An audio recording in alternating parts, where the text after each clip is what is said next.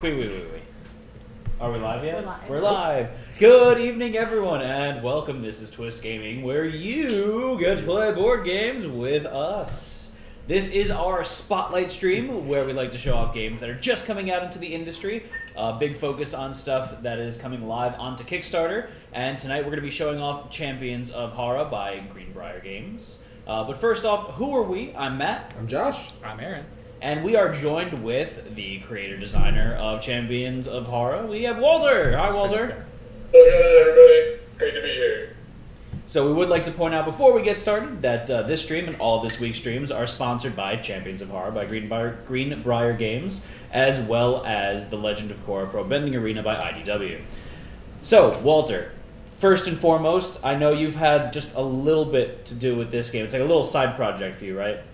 A little baby side project started a week ago. No, but I know that you've been toiling over this game, spending a lot of time on it. This is, I believe, 5 years in the making for you? Yeah, this is a life's work thus far anyway, for the short life.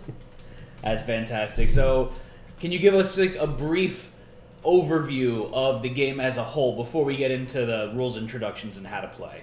Absolutely.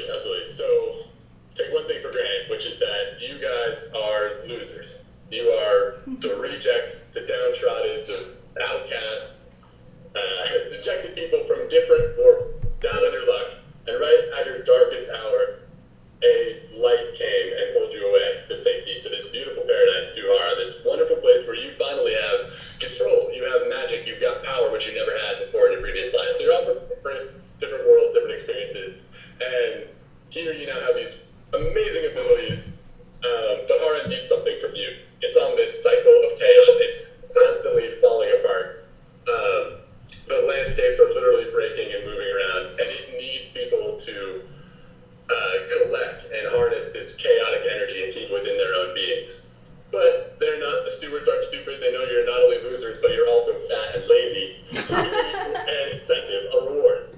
And so the winner, whoever collects the most energy, is going to be given a single wish. And that wish it's got a few rules, but it can shape Hara in different ways. But with any experience in fairy tales, wishes typically don't go great. So there's always some sort of chaos that comes out of these wishes, typically these selfish wishes. So in PvP, you guys are playing against each other, and that's the normal way that we would play to kind of learn the game. That's the first introductory stuff, is playing against each other. And you guys are going to be playing a cooperative game, which is what happens after one of you wins, and that character has two wishes that they could make. Those are different scenarios, is the different options that your character has. And you're sort of playing in the fallout of those wishes. And so we're kind of saving a lot of those narratives for the game's actual release, but we're going to jump you guys cold into a cooperative game. We're going to play the Shattered World scenario. So we're going to pretend this is a Leaf, who's the big, awesome tree guy, had just won. The complex is what the versus mode is called. And his wish is to try to reunite Oakenmore and the Bayou to these two green zones. And you guys are going to be going up against Inoki, who's this big, horrible nature monster spirit, who also wants that, but he wants it in a different way, and he wants it to kind of take over everything. So he's kind of like an eco-terrorist, basically. So he's got noble motives, but his methods are violent and vengeful and not so good. But anyway, we'll dig all that stuff into lore book. So you guys have 6 rounds, each round being 2 turns for you guys to try to defeat Inoki. So whenever you're ready, we'll kind of pan in on him and the world and your setups, and we'll start with the whole thing. Sounds good. So I'm going to do my little magic finger wave here and then transform to the board cam. Ooh, there we go. See? So this is the board setup here, and let's show off some of this stuff as we're going along. So this is Inoki. Oh, I don't have the card cam up.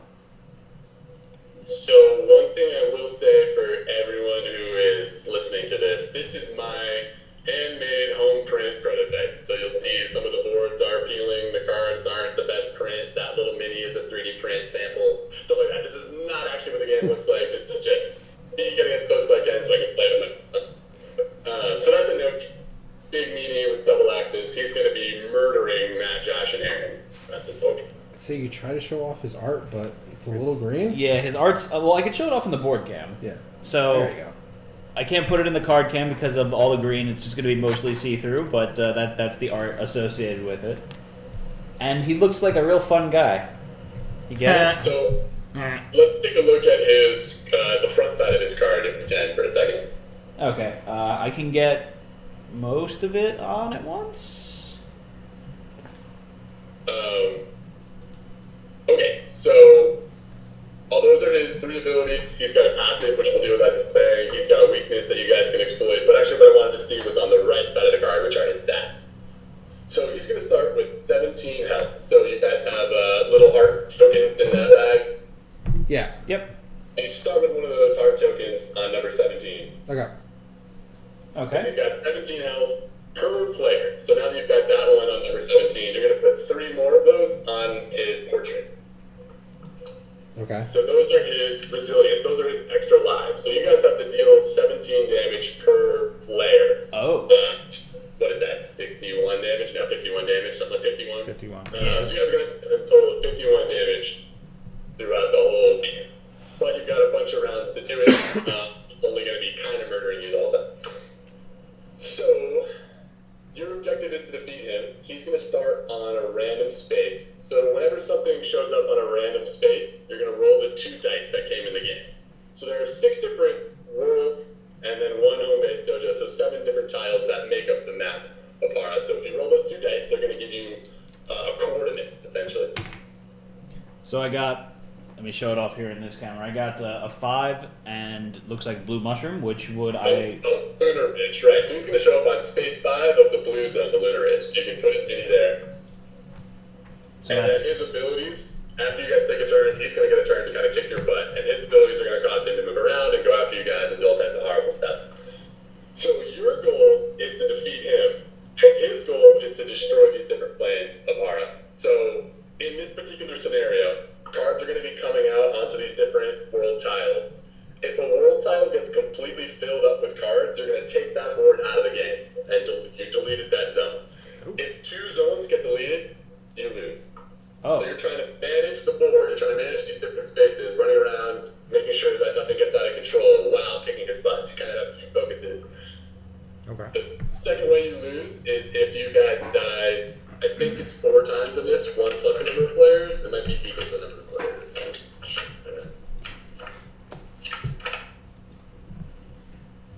So Exceeds the number of players. So if you guys, every time one of you guys die, you're going to put a doom counter on the dojo and then respawn. If you get to 4 doom counters, you lose. So 2 ways to lose. Either 2 zones get deleted or you guys die a total of 4 times. And 1 way to win, which is kicking this guy's butt for 51 points of damage. Well, Oh, that boy. seems stacked against us. yeah, the odds don't seem to be in The our 2 ways to favor there. lose, but only 1 way to win. But you guys are super powerful, so let's take a look at a hero setup. And you guys already chose characters, right? That is Yeah. correct. Great. So, so every character in Champions of Hara plays very differently. They all have a totally different resource mechanic, as you guys have seen. So why don't we sound off on characters, and I'll just show you how they work, I guess. Okay, I am playing as Thomas, That's for Thomas. Oh. and I'll show off the art card there for that. I got my 3 rooms. So Thomas's resource is all about runes, and these let you do big burst effects. So your abilities will allow you to spend runes, and you'll tick that meter down to do extra stuff. But you only have 3, and there are very limited ways of getting them back. One is on one of your abilities you can get runes back, and the other is closing rips, which come out on the board, and we'll cover that when one of them comes out. Okay. So he's all about big bursty turns. So then we have Josh is playing as Persephone. Right. So Stephanie is from a lightless, this horrible planet, and her power is all about fear. So you're going to start at 0 fear. So you start off kind of weak, but every time you take damage and your health goes down, your fear is going to go up by the same amount. And as you pass certain thresholds, like scared at 3 or terrified, you'll unlock new aspects of your ability. So as you take damage, you'll get more powerful, but you kind of have to manage that because you don't want to die. That's interesting. Get more scary. Super scary. And Aaron, how about you? Who are you playing as? I am Kaoru and Kuma, Kaoru and Kuma. the Stone Bear. So Karu and Kuma start with 5 grit that you're going to get to spend.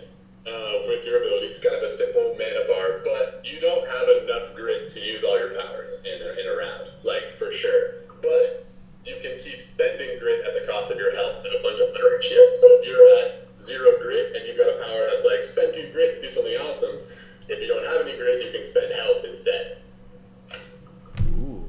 So you could self-harm there to cast your abilities. He's another kind of reckless guy. So I have to figure out how to self-unharm myself.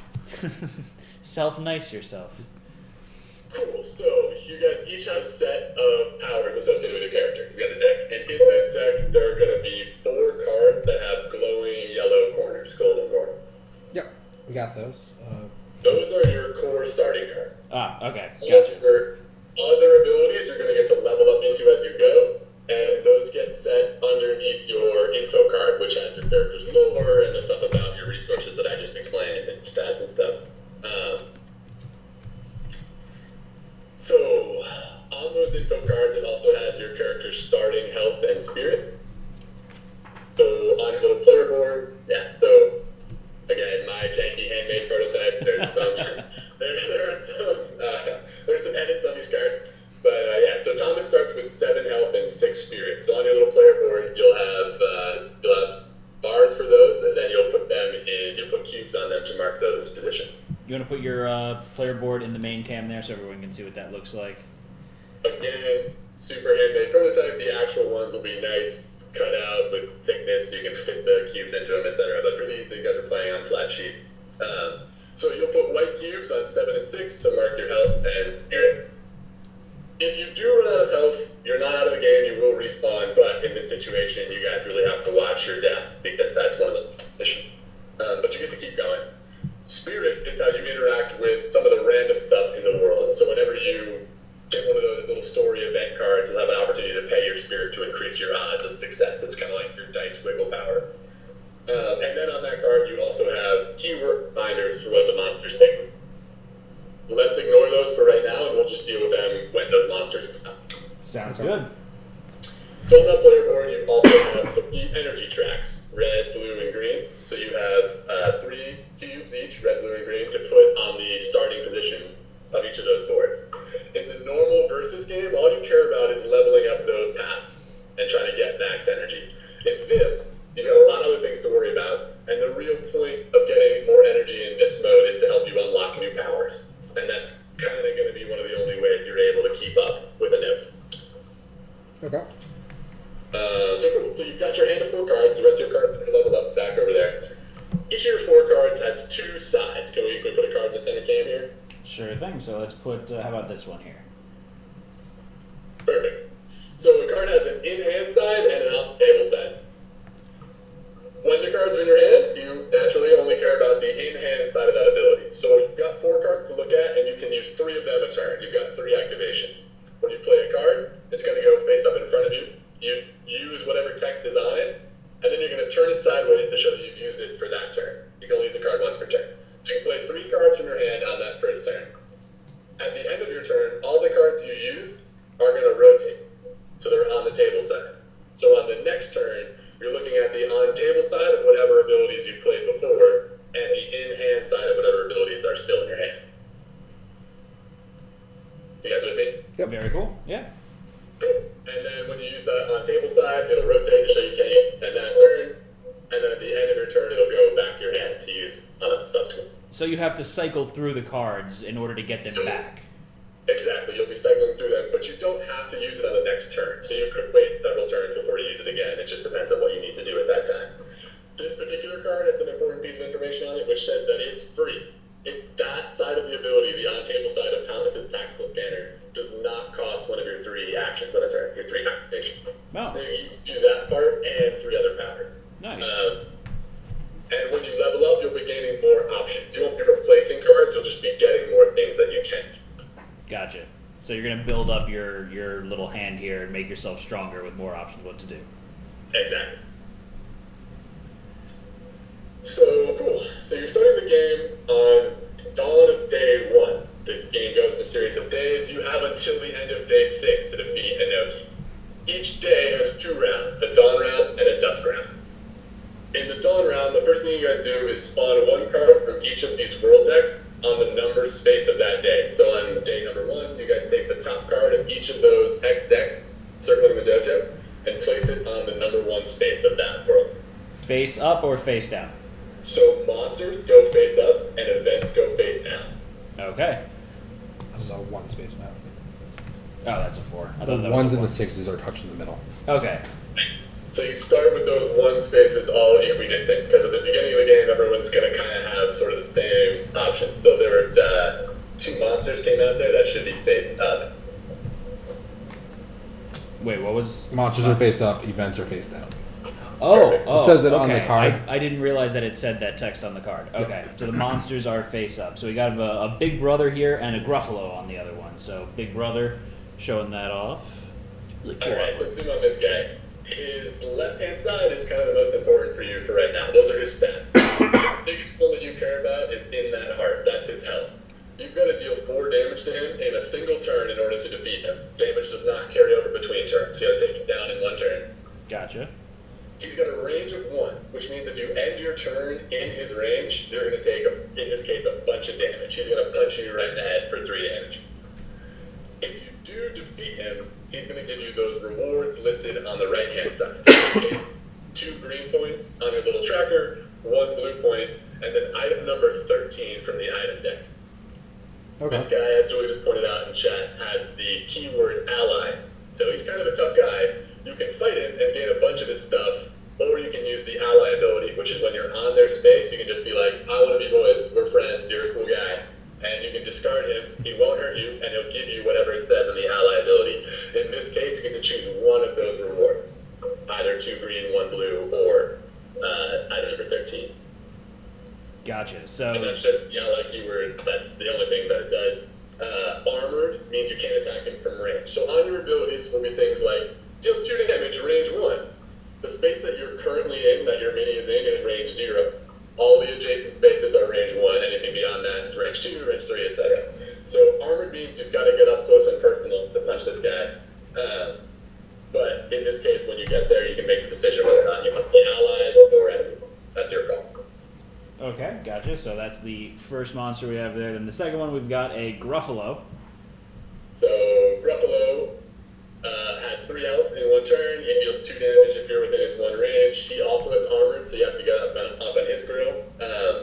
And he is aggressive. So normally monsters only hit you if you end their turn within their range. But this guy, as soon as you land on his space, he's going to get 1 free hit on you. Okay, and that's noted on the keywords of the character cards that we have here, little cheat sheet. Yeah, those reminders are right there in front of you. Okay. And there's 5 keywords in the game, so you guys have already taken care of 2 of them. 3 of them. We 3 got of them. aggressive, allied, and armor. So then the other 2 that we haven't touched on are critical and dangerous. Oh, well, I think we got one more over here with this guy. Oh, I didn't see it. We have a third monster on the field over here, and that And is he's also armored, isn't he? Yep. so. You guys got a lot of armor, that's kind of rare. Okay, so he's And also dangerous. armored and he's got dangerous, which is the other way that monsters can hurt you. When you defeat this guy, if you're in his range, he's going to get a last hit on you. That's just something you got to be aware of. So there are ways to get rid of armor. There are ways to work around it with items, but in general, you're going to have to hit this guy in his range, in range 0. So he's probably going to get a 2 damage shot in on you. So Walter, for armored, it says a monster cannot be dealt damage at range, so you have to be in the same space as them. You have to move on to his space, correct? Okay, gotcha. And my character's supposed to be ranged attack, so you guys can take all the baddies. You're not gonna help, Josh? I'm gonna go check out the events and probably die. Yeah, so spawn more So monsters the and event kill us all. cards. As soon as you land on the event card space, you stop moving, flip that card over, and then we'll cover it when we get there. That's all you need to know. Sounds good. Other than that, events are always going to give you something good, and then they're going to be a challenge whether or not you get more good things or a bad thing. Pretty much. Oh, And they're activated when you move onto it, not when you end your turn on it. Okay. So everything you want to do, moving, attacking, using your other effects, it's all your cards. So you've got those cards in your hand, those 4 cards, and using 3 of them is how you do everything.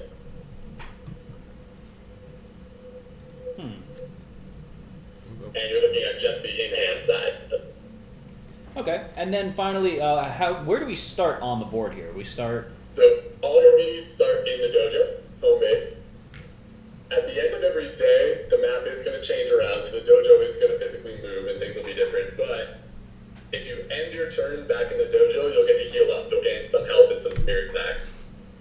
Okay. But you have to spend time getting there. Okay. So Okay, so I think you guys gave Matt first player. Yep.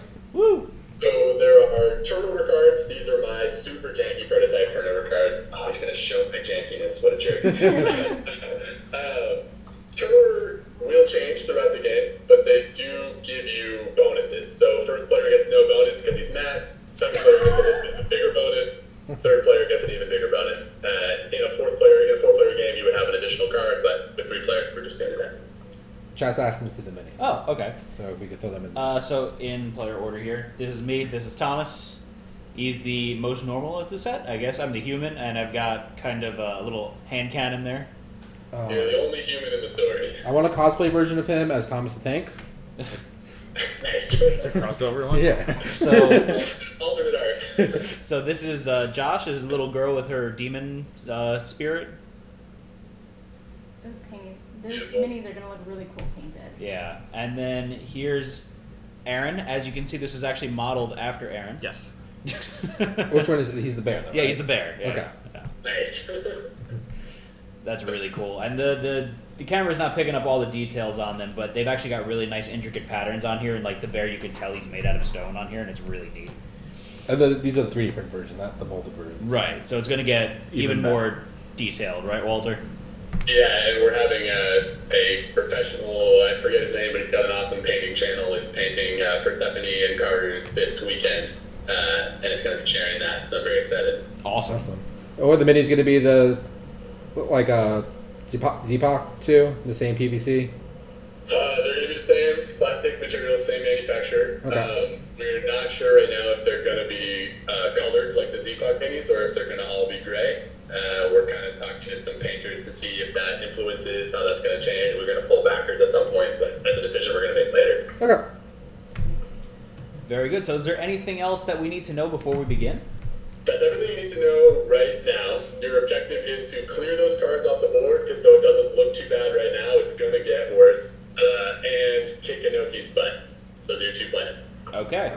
So I'm going first, and I resolve these cards from my hand one at a time, and then I do 3 of them, correct? One at a time, exactly. Okay. Matt, to let you know, I can take care of Gruffalo. I want to take care of Gruffalo. It's the only one I can take care of. That's the only one I can take care of. That pertains specifically to co-op mode. You can't do this in PvP, but in co-op mode, you guys can give each other activations. So Matt has 3 activations on his turn. He can give one of those to either Josh or Aaron. So Matt will only have 2, but Josh or Aaron could get 1. Even though it's not their turn, they could help him out. So if case like Matt only has 2 attacks and you guys really need 3 on the boss, Aaron or Josh can step in. But it'll still be a total of 3 activations per turn. Okay. So I'm going to first do rocket jump. So I'm going to transport any space up to 2 away. I'm going to jump on top of the Gruffalo. But since he is aggressive, he is going to now deal damage to me, correct? Correct. Especially because he's aggressive, gets you for 2, you go from 7 down to 5. Okay. I like you're like a cowboy jumping on the buffalo's back. Yeah, exactly. So then I'm going to play the Artisan Hand Cannon. So it's going to deal 1 damage, range 1. I'm on top of it, so it's fine. And then you may pay 1 rune to add 2 damage. So I'm going to spend 1 of my runes, and I'm going to do 2 additional damage there. So I do the 3 damage, so I kill the Gruffalo. Huzzah. Boom. He's dead, you take him off the board, and you gain the rewards. Okay, so what rewards do I get? I'm going to get, just showing off again, so that is 2 red, what is that top right one? That's 2 red energy? 2 red energy, and then the goal at the bottom is wild. It's one of any color you want. So it might make sense to double down on red so you can get closer to that middle space. The number 5 space means you get to pick a new red card. You'll get to look at 2 red cards and pick one of them for your character. Awesome. But one thing that the info cards are missing right now is kind of a guide for what colors do what for each character. So I'll just tell you right up, Matt, blue is your offensive tree. So So it might make sense for you to go to blue to kind of double down on that. Or red gives you other cool stuff. So that's just some things you kind of have to figure out as you learn more about the characters. So blue is offensive. What is green and red mostly? Green, in your case, for your character, green is going to help you move, and red is going to help you do tricky stuff. You've got one defensive option, and you've got one sort of wonky option, which lets you create items. Thomas is a bit weird that way. Let's get weird. And I'm not going to get any of the items from this card, correct? Correct. He has no items in his little pouch there, so you get them. Okay. So Gruffalo goes bye-bye. Then I'm going to finally play Dash. So I'm going to move up to 2. So I'm going to go 1, 2, and I am on the Dreer. So I'm going to activate the event from that. So the event from that is Sympathy for a Devil.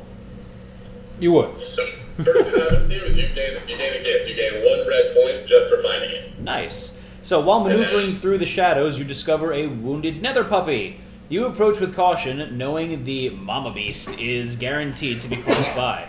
So choose one. Feed the puppy, discard 1 item from your stash, gain 1 gold energy, or back away slowly, search the Dreer for the carnivorous nether beast, and spawn it on your space. I'm a loser. I forgot that you guys all start with item number 0, which is a dreamstone. You guys all start with 1 item. Okay. These are the most common items in the game. There's a bunch of ways to get them. They let you pull cards from those decks.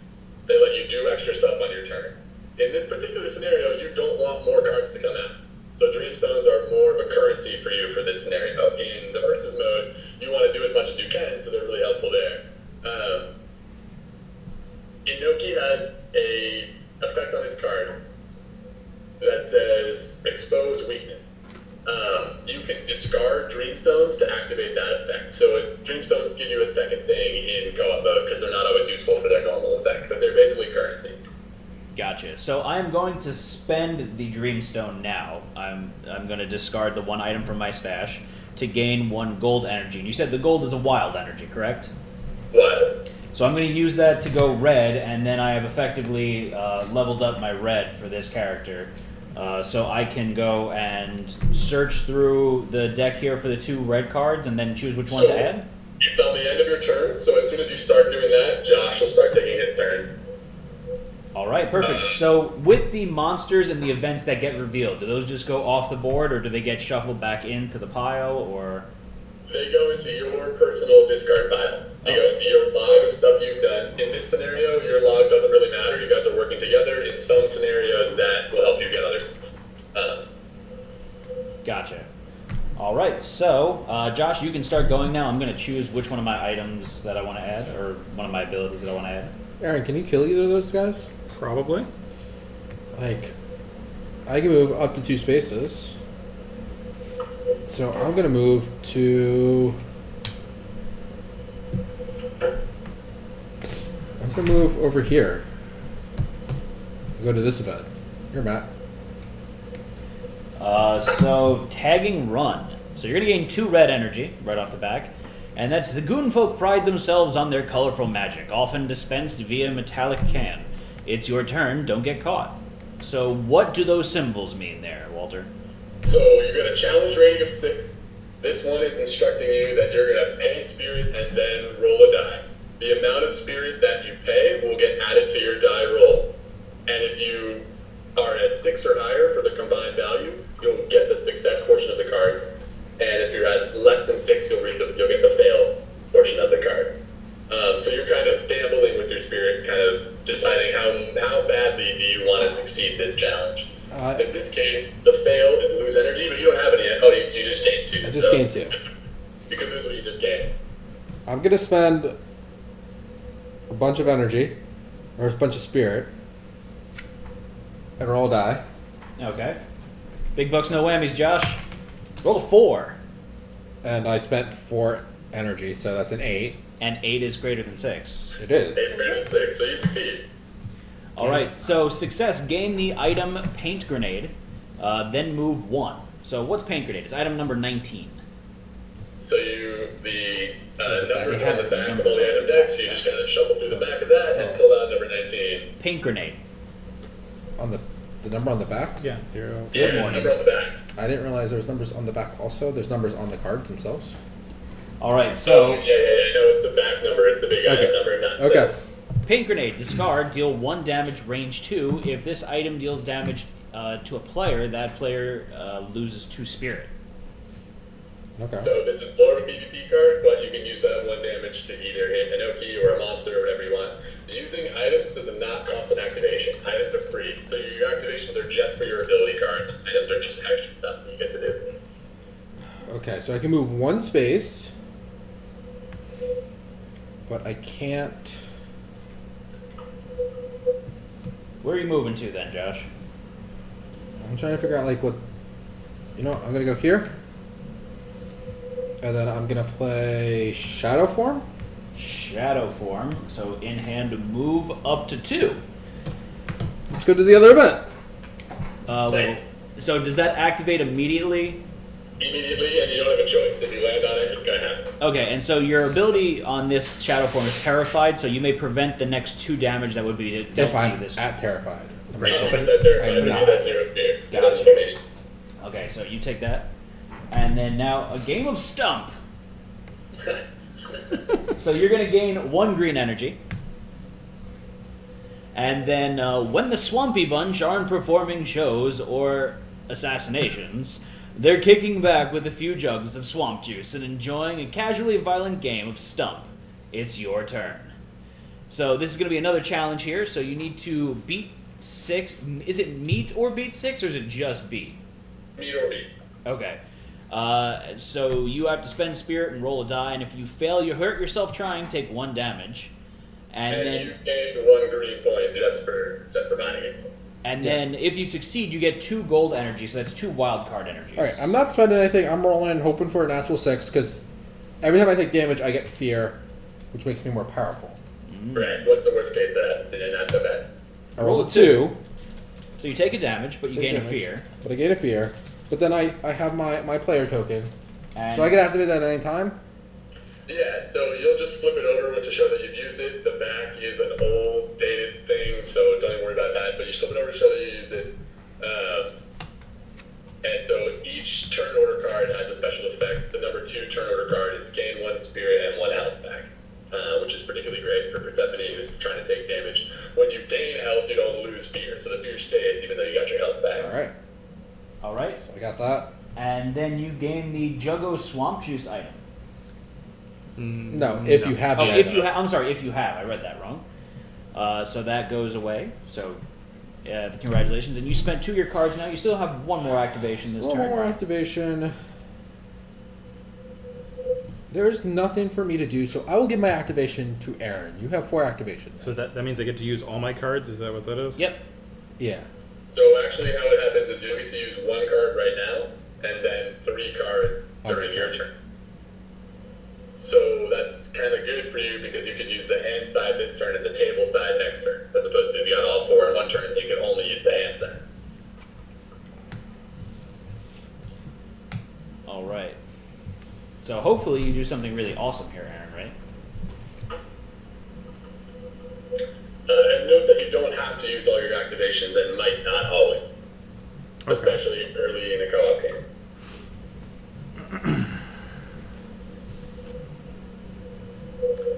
Well then, so I have to pick one of these to do right now. So I can get there. Let's do that. So with Josh's activation, I'm going to use my dash, and that's Okay. going to let me move on to the Forgotten Guardian because I can move up to 2 spaces with that. So which one are you moving to? This guy here? Yes. Okay, so Padoo. So now it's officially the end of my turn, and it's now Aaron's turn. Yep. Okay. So now it's the beginning of my turn. So now I put this card that I just played into on table mode because that happens at the beginning of my turn, right? Exactly. And so you guys, Matt and Josh, the cards that you used from your hand are now turned to their on-table side, waiting to use it. Gotcha. Okay. Kill So it? it has what? 4 health? Is that 4 what? health. He's big and tough and super mean. So we need damage to start with. So we got deal 2 damage. Your next attack with a single So I need 4 damage altogether, Yep. right? Correct. Okay, So Walter, that's 4 damage that he has to do on his turn. So if he would have dealt any damage with that activation Josh gave him, it wouldn't have counted. Would not have carried over unless he dealt all 4 damage with that activation. Because he had a Gotcha. super on 4. So with the extra activation that people are giving you, it's probably more, I want to use that to position myself to blow stuff up when it gets to my turn, technically. Or that we're going to work together on your turn to beat one big monster. Like you do 5 and I do 2 damage kind of thing. So- You took down a 7 damage guy. So if I was guy. if I was close enough to something Josh was attacking, then I could use one of my cards to kind of assist him. Oh. So if he only Right. had 1 damage If card, Josh, and I if had Josh had the ability right now to help Aaron kind of thing. Yeah. Gotcha. So okay, cool. So I'm there now. So the first card I'm going to play is I'm going to play one from my hand. I'm going to use Bear Friend, okay. which is my next attack this turn with a single target deals +1 damage, and that costs 1 grit to use. So you're getting yourself gritty. So I'm going to use. I'm going to spend 1 grit, and then that card is going to go onto Stone Claw.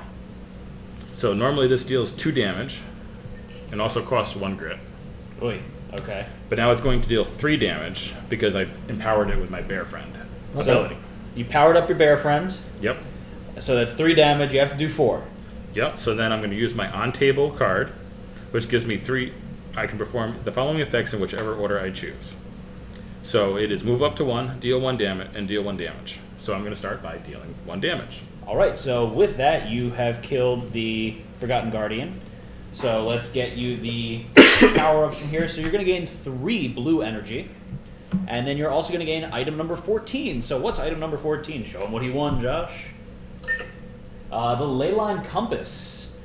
So that's really weird looking. It is a bunch of green in there, so that's what's green screening. It looks extra off. But the challenge rating of all rifts you close are reduced by 2. Okay. So those were the rolls that Josh was doing, right? We'll cover Or- rifts when they come out. Oh, Maybe okay. it's So, the coming same out, so but we haven't had same it. kind of. Okay. But that guy was dangerous, so since you took him down within his range, he's going to get 1 last shot on you. He's going to hit you for 2 damage before he goes down. So you jump down from 9 to 7 health then, correct? Correct. Okay. Question: can we give other people items? You can give other people items. You can only give them. You can't take them. So if you go into Aaron's space, you've got to give Aaron an item. You can't have him take an item from you, if that makes sense. And you can only do it if you're on the same space, range 0. Okay. Gotcha. All right, so that was all 3 of your activations there, but you still have move 1 space, correct? Correct. Okay. And you still have this, but the turn tracker doesn't change till after the first day. Yeah, it'll be 2 rounds with the turn order the way it is, Okay. and then it will change. Okay. So then I just have move 1, so I guess I would move back into the center. Okay. Do you have a preference for here? Where are the 2s? Or Two should I? So what happens if the card spawns on where I am? You'll typically have to deal with it on your turn. Usually it won't do anything that affects you until your turn starts. Okay. If it's an event card, that'll be the first thing that happens to you is you flip that card over and read it. If it's a monster, you can either choose to fight it or run away. It might have aggressive, it might hurt you. Next round, cards are going to come out from the dust deck on random spaces. And then the following round, cards will come out on those number 2 spaces because it's a dawn dusk kind of duality. Okay. So stuff's randomized the second half of each day. Yes. Exactly. So my moving to that 2 space isn't going to help me out right now because it could If you spawn don't on know 5. unnecessarily. Right. We also have Mr. Big Baddy that no one's touched. He's super far away though. I can move Yes. once. I can move back into the center. He's going to get close to you soon. Don't worry about it. So move you in the center? Yeah, that's fine. How 'Cause about- we're gonna have 2 ones on that one, the yellow one there soon. So that should probably get taken care of. Perfect. So that is the end of the first day dawn phase, right? So after you guys all take your turn, now it's a corrupted turn. So you're going to roll both of the dice. Okay, so roll both the dice, and I rolled a 5 Okay. And the Oakenmore symbol. So you're looking at Inoki's player card, or excuse me, boss card thing. The symbol that you rolled is going to correspond to one of 3 abilities that he could activate now to speak about. Okay. So this is That was Spore Mind Prophecy? Yeah. Which one's that? So that's going to activate Spore Mind Prophecy. Transport to the farthest away player. Then deal damage to all targets range 0, equal to the number of spaces Inoki transported for this ability. That's Oh. so bad. 5 damage. Oh. So bad. Are you dead? No, I'm at 3. Nice. I'm terrified now. I'm doing great. Okay, so he stopped. Beat the shit out of her, Dex. Do you gain a Spore counter? Okay, so I think so. No, it does not say. Just says he does that much damage. Okay, great. that hurt. That looked like it hurt at least. Yeah, it hurt a little bit. Okay, so now the number you rolled on the number die is going to correspond to a scenario effect. In this scenario, those effects are just spawning out tokens that are going to basically start closing off spaces and make it harder for you guys to not lose worlds. All right, so 5 is 2 of them. so a 5 is randomly spawn 2 scenario tokens. So those are the gold tokens. They have the numbers 1 through 6 on the back, but you don't care about the numbers for this scenario. You just care about the gold set being a token. Okay. So those are going to come out on random spaces, and the way you do that is by rolling those 2, the coordinate die again. So those are going to come out on random spots. So we need to go to Oppenheim and So- 3, So one of those tokens comes out on space 3 of the red zone. and then we have the Dreer 4. So, regardless of whether or not there's a monster filling up those spaces, that space is considered full for your loss condition. So if 5 other cards come out on the 1, 2, 3, 5, and 6 spaces in the Dreer, you guys are going to lose the Dreer. Okay. So it's just one step towards the Dreer going away. It's not gone or anything. So how do we remove those gold tokens? You do not. Yay. You make other stuff in those worlds. Okay. So can something still spawn on those spaces though, like a monster or an event? Can still spawn in those spaces. Those spaces are normal for everything else. You guys Okay. move on to them, Oz can move on to them, stuff can be there, but regardless of whether or not something is there, it counts as full. Okay. So really, it kind of gives us a free space. We don't have to really worry about it since it's Right. still kind If of there's a dead. monster there, you can kind of ignore that monster, except that it might punch you while you're doing other stuff. Look at you keeping the positive there, Josh. I mean, I'm just gonna beat up by Axe Guy. That was your first round. All right. Now, the little turn meeple thing moves over to Dusk 1. And you guys are going to spawn cards from the Dusk deck equal to the number of players. So for you guys, 3 Dusk cards.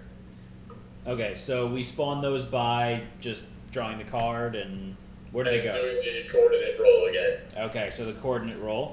So that's going to be 4 on the Arichi waste. Original wastes. Sorry, it's hard to read it upside down.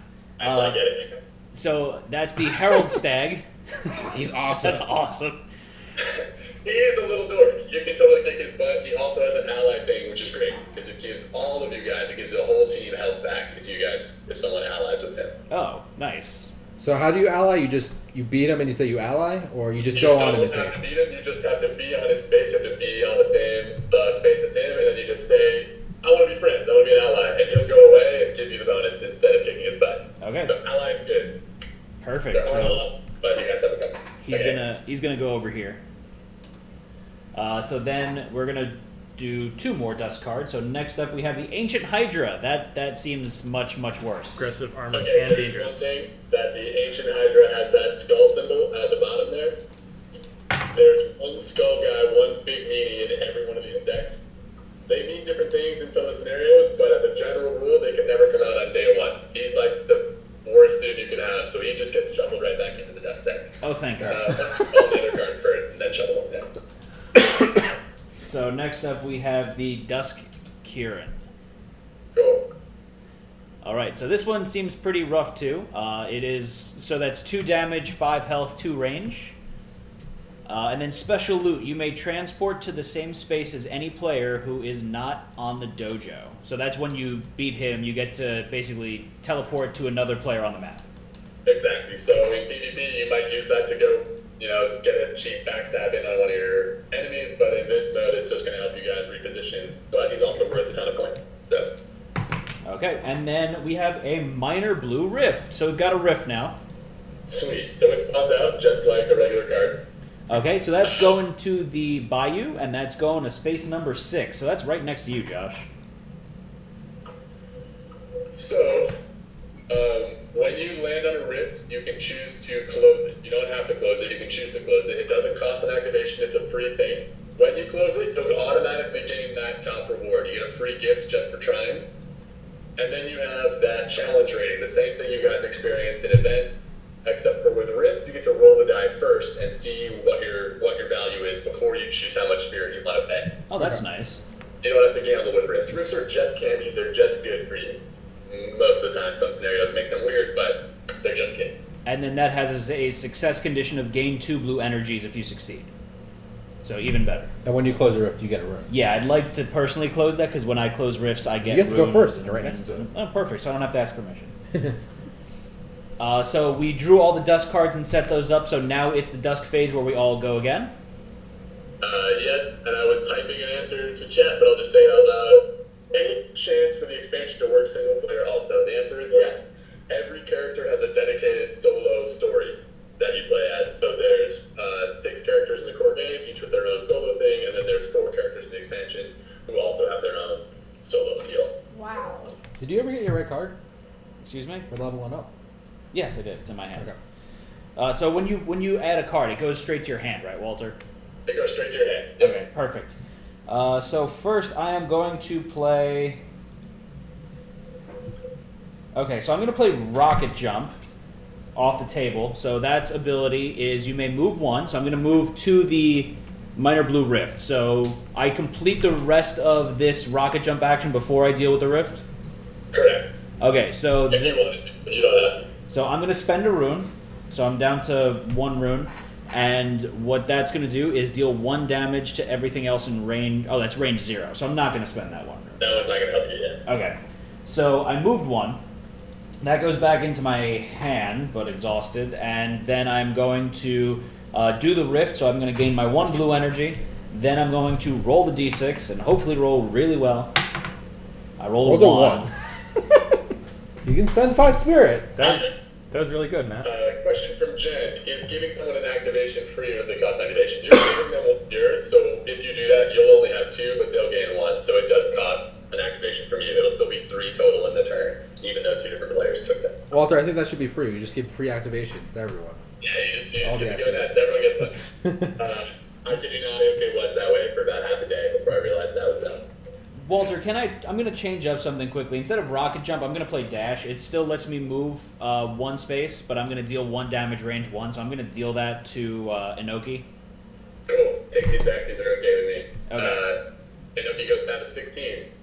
Alright, so I put that one back into my hand. Just 50 more. Yeah. I'm going to spend the 5 spirit because I want to gain my runes back. So, and then I'm going to Get 2 blue energy. gain 2 more blue energy, so I'm at 3 blue energy. So that was my first move that turn. So now I'm going to play the Artisan Hand Cannon from the table. So I'm going to deal 2 damage, range 2. I'm going to do that to Inoki. So Aaron, can you please do 2 damage to him? Can do. And then finally, I'm going to... Oh boy. I'm going to play Power Shield down in front of me. This is the one that I picked up on my last turn there. So that's place this card in front of any player, including yourself. Whenever that player would take damage, you may remove that many charges from Power Shield instead. And I'm going to play that in front of Josh. Thank you, Matt. So, you guys have super janky wooden tokens that I gave you that I drew on Sharpie to be your charge counters. Okay. They have a 1, 2, 3, 4 on the different sides of them. You're going to set yours to 3, and when you use one of the charges, you take it down, and when it's out of charges, you're going to have to pick it back up. Okay. Fantastic. So that was all 3 of my activations there. So I have no player bonus, so I'm passing it over to you now, Josh. All right. So, Matt, you ended your turn next to Inoki, and Yes. if you look at his card, he's got stats just like a monster. So he has a range of 1. And he's going to deal 2 damage. So if you end your turn in range 1 of him, he gets to hit you 1 time. Like a butt. Okay. Owie. So, Walter, if I am currently terrified, I am also scared, right? Correct. You're both of those things. Okay. So, first up, I'm going to do Fever Dream. Fever Dream. So Fever Dream is take 1 damage. Your next attack this turn deals +1 damage and has +1 range. And so you're going to use that on the counter that I gave you there, the power shield. Do I still get to get my fear from that? With the power shield? Yes. Okay. Oh, wow. Okay. All Oh, the wait, fear. wait. If you're blocking it, I'm sorry, I missed that. If you're blocking the damage, if you don't take the damage, then no. But you don't have to spend the power shield. You may spend the power shield. So if you want to take this one, you can. I'll take it. You want the fear? It doesn't hurt. Well, it technically does. You took damage from it. I'm going to do Fangs of Fear. Fangs of Fear.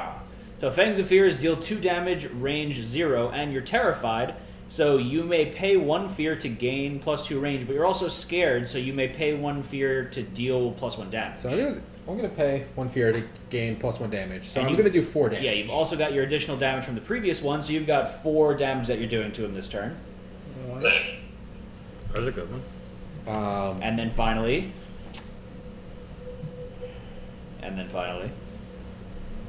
I'm gonna do this. you're going to dash. So this performs the following effects in whatever order you choose. Move up to 1, deal 1 damage, range 1. So I'm gonna do another damage to him because he's a meanie. So that's only 1 damage, correct? Because the other card that you played was for your The next next. attack. Yep. Okay. And then I'm gonna move 1 space. So you're still going to get damaged by it because you're within his range. So I'm gonna use my shield to Block get that one. All right. So that's the end of your turn. You already used your ability, Yeah. so it is now Aaron's turn. And Josh, you couldn't quite get far enough away, so you're gonna get an axe to the face. Yeah. That's where I used the power shield for that. Nice. Okay, cool. Oh wait. I'm also gonna throw the paint grenade at him because screw him. Yeah, screw that guy. So he takes another damage. Okay. Woo! All right. Beat him up. Beat him up. I'm gonna go to the Herald of the Stag and help tell him to heal me. Please. Heal me, friend. You're gonna make him a friend? Is that what Yeah. you're gonna do? I could use some health too. I'm only at 3 health right now, and I have a feeling that Inoki is none too happy with me. So, Okay. So I'm gonna start by dashing and moving 2 spaces to where? to Inoki. Oh, you're gonna get all up in his grill. Oh. Is that a mistake? No. Yeah, gotcha. Nicole, I think my cup's still on the cover. I am going to use my ability, because I have to use it today, And what is your ability? to gain. So my next, it empowers my next card, which is going to make my next card deal +1 damage. Nice. So then I am going to use the on-table Stone Claw, which is even better than the in-hand Stone Claw, to deal 3 damage +1. So that is Ooh. going to be 4 damage altogether. Does it use any grit? It does. Ah. It uses 2 grit. Ooh. So I'm down to 1 grit. But my grit resets every day. Oh, so does it it's, really? So it's okay. Oh, that's nice. It'll be fine. All right. So that's just your first card, your second card. That's 2 cards. Okay. This is a free card, so I get to use this for free. I get 1 health back and 1 spirit. Ooh, very nice. I'm going to bump that one and bump that one. That's going to go back in my hand, but I can't use it again. These are gonna be. So these are going to go. That's gonna go back in your hand. That was on the table. Then you play this from your hand. Yes, these are both going to go back in my hand. So this is going to come out as tap. Okay. And then, Choose any number of players are corrupted within range 3, including yourself. Move those targets, each 1 space in any direction. okay. Josh has no health. He has 2 health, but he's also got 1 block. I've got 3 health, so effectively we got the same. Yeah. Okay. There's also that ally guy over there who will heal you all if you use him. Well, what's the best? Okay, so here's what I'm going to do. I can choose any number of players within range 3 and Okay. move them 1 space in any direction. Okay. So I'm going to move Josh 1 space to number 5 because that gets him a little closer to the thing. Okay. I am going to move Inoki to number 2. You can move Inoki? Yeah, including corrupted. Okay. Where are you moving him? To number 2 on the green. Ah. I'm going to move myself back into the dojo, so I'm no longer next to him. That's 2 spaces. No, Oh, one space is right here. Oh, He's I thought you moving meant the himself. center. excuse me. I'm back into the center. Yeah, not into the dojo. Sorry. Gotcha. Okay. Would you like me to move you a space, Matthew? Can't hurt. Do you want to go back If- into the center one? Move me to the rear. To the rear? Yeah. You wanna No. go- If we rolled the same attack he rolled last time, he'll target you. Because you'll be the furthest survivor. It'll be fine. That's great. So you want to go to Actually, I want to go here because there's going to be an event that spawns here. that's So- number 2 for the jury. That's fine. You yeah. can go there. That's 1 space. So that's fine. Okay. All right. And So that's the that's it. end of all of our turns for the dusk phase now. So now it's a corrupted turn. You roll the 2 dice to see what Inoki does and how many of those little scenario tokens come out. So he rolled a. The blue mushroom. So that's the. Cull and harvest. That sounds good. What does that do?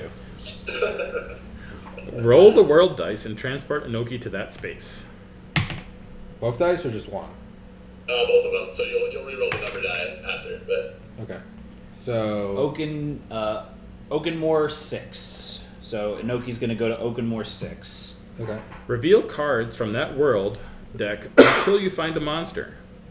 Spawn it on the lowest open space in that world. Then reshuffle. and I should reword that because you actually don't have to reword them because it says monster on the back nowadays. Yeah. So, Oh, okay.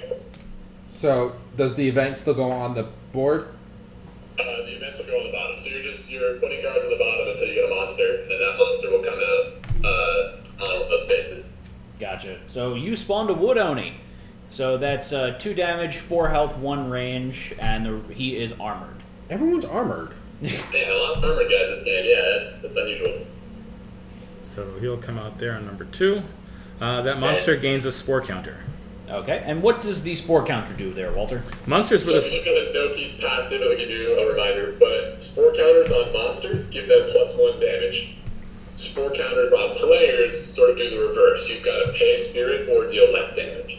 Ah, okay. You guys can get rid of spore counters either from yourself or from other monsters by using those dreamstones to use Inoki's exposed weakness. Which Gotcha. lets you pay dreamstones to get rid of nearby spore counters. Okay. Gotcha. So we rolled a 3 for the scenario roll effect, which is 1 token. not Okay. 2 Just tokens. one token coming out.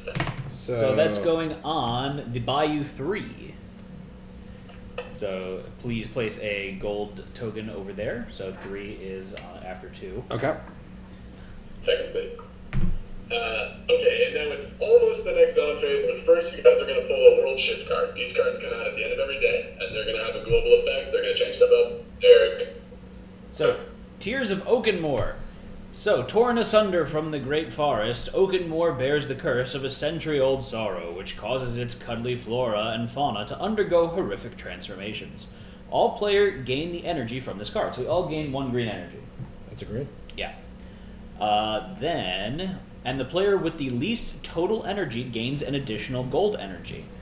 I do not have the least, so it's between Aaron and Josh. 4. I also have 4. So you guys get to choose. Okay.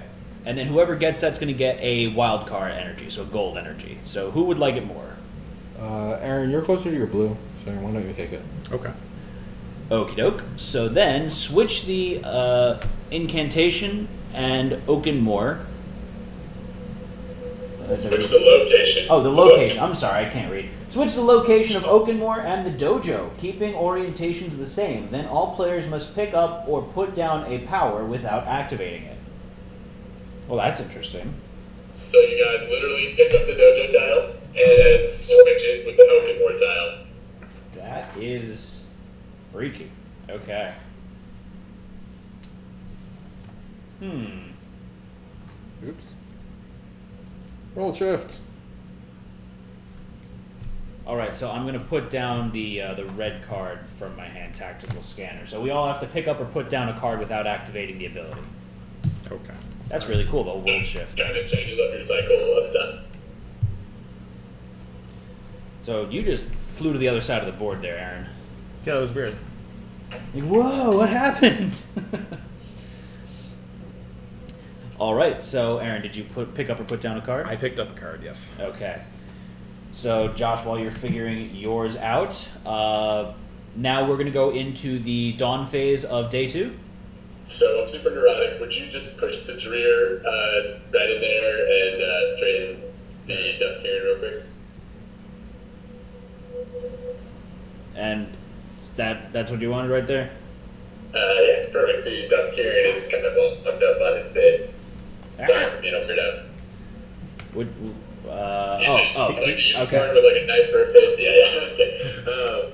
So now that it's the dawn of a new day, you move the little people over to the dawn phase, and then you're gonna spawn 1 card from each of those world decks on the number 2 space because it's day 2. Okay, so I got Come out face down, and monsters come out face up.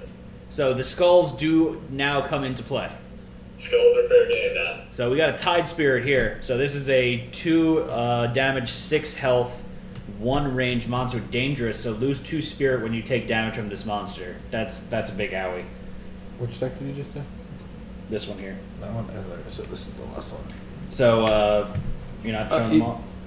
Oh, They're events, so we Those don't. are events. okay. So We had this guy. So we have it was Aru. That's kind of creepy looking. So that's a weakling, right? 1 damage, 3 health, 1 range. Special loot, you may steal an item from another player. Oh. Theft monkey. All right. So then then we've got the Lich Lichen. Lichen. They want you to do the voice. Lichen. They're plant wolves. Not because they're... No, they're invisible wolves. So it's like a moss wolf? It's a moss wolf. A weremoss? That's really cool. Salad wolves, they're called, colloquially, but... So that's a 2 damage, 2 health, 1 range with aggressive, and special loot is gain 2 health or 2 spirit. So that's super nice. Yeah. So it's basically not aggressive. Wait, why is he here? There's already something on 2, so it goes to the next phase. Oh, okay. Correct. Goes to the lowest open space if something's filled. Oh boy. Well, that one's filling up there. That's filling up fast. All right, so I am now player 3. Josh, you're player 1, so why don't you lead us off? So you are in the orange section here, the Arichi Wastes. All right. So if I play one of my free cards, can I still then play the in-hand ability on it, or it's just that? It's on the table as a free. If it's on the table, then you've got the on-table side. Okay. But can I then play the in-hand after I do that, or no? No, it's exhausted. No, It's so exhausted. one ability, you can only use the ability once per turn, so Okay. you use it, you turn it sideways to show that it can't be used again this turn, and then it comes back to your hand at the end of the turn, so there's no confusion. So I gain a health and a fear. And Dan. Dan, What else are you doing there, Josh? what you do now? Trying to think of the best way to do this. I could attack. What's his face? Ah, yes. What's his face? So, what's that guy's range? He's range 1. Yeah. He's also an ally, though. I could go Make friends with him. make friends with him. I don't know if I can move that close to him. Okay, so I'm gonna dash. Okay. So I move 1 and deal 1 damage, range 1. So you're gonna deal 1 damage to Inoki. Yep. Then. And then I'm going to do Fangs of Fear. Fangs of Fear. Deal 2 damage, range 1. Okay, so 2 more damage to Mr. Inoki. I may pay 1 fear to gain health equal to the damage dealt by this attack. So I gain 2 health. So That's fancy. 5. That's nice right there. And then I am going to do Shadow Form, move up to 1 space, but if I'm scared, I may pay 1 fear to move 3 instead. So I'm going to spend another that, and I'm going to move 3 spaces. I'm going to go over to our ally over here. Oh, Be perfect. like, hey, ally. Be our friend. Be our friend. Heal us, please. So what do we all get again there, Josh? Each member of your team gains 2 health and 1 spirit. That's really nice. 2 health and 1 spirit. Yes. So I'm back at 5 health. I'm feeling better now. I'm back up to 7. Very good. I'm feeling good about myself. So at the end of your turn, Aaron, you're up next. All right. Where am I? I'm next to this creepo thing. What's the big baddie health at? He's at 1 health of his first of 3 tokens. So 35. And each token has 17. Yes. Yeah. So we're actually doing some damage to him. Yeah, you guys are doing good. Note that whoever gets the killing blow on a health bar is going to get 2 gold points. If you're the one who removes resilience from him, you get Oh, very cool. 2 gold points. Oh, that. That's the. You're welcome, guys. Oh, I got him right down to 1. Like I didn't do damage to him. You just made it super easy for whoever's up next. Yeah. Whoever can touch him next, it's really easy. Just needs a poke. So is he within 3 spaces of me? Yep, He's yes, within he is. range 3. Okay. Super. So I'm going to start by playing Landslide. And I'm going to choose any number of players are corrupted within range 3, including myself. Move these tokens in 1 space in any direction. So I am going to pull him 1 space towards me. I'm going to move 1 space towards him. You want to go into dojo area or into... I want to go into the Oakenmore. Or Oakenmore, sorry. Yes. I forgot, that's not the dojo anymore. Okay. So it's a new day, so my grit, I forgot to reset my grit. So is there a reason that you moved him, Aaron? What's that? Is there a reason you moved him? Yeah, so I can do damage.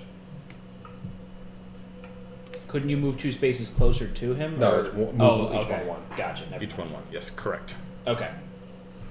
So I've used 1, so I have 2 more. How do I want to do There's this? a bunch of monsters for you. I'm going to keep this one. So I'm going to use Stone Claw. So I'm going to deal 2 damage, range 1. Okay. So I'm going to do 2 damage to him. So that's 1, and that's going to bring him back to 16. That's going to get rid of 1 of his little tokens, which means I get 2 gold points. Yep. So I'm going to move this blue one here. So what does Aaron's colors correspond to his abilities? green is your offensive, red is your movement, and blue is your utility type stuff. You got something you could go more offensive or more defensive with the blue chip. Maybe you want to do green? Yeah, I think I'm going to move the green up 1 more. All right.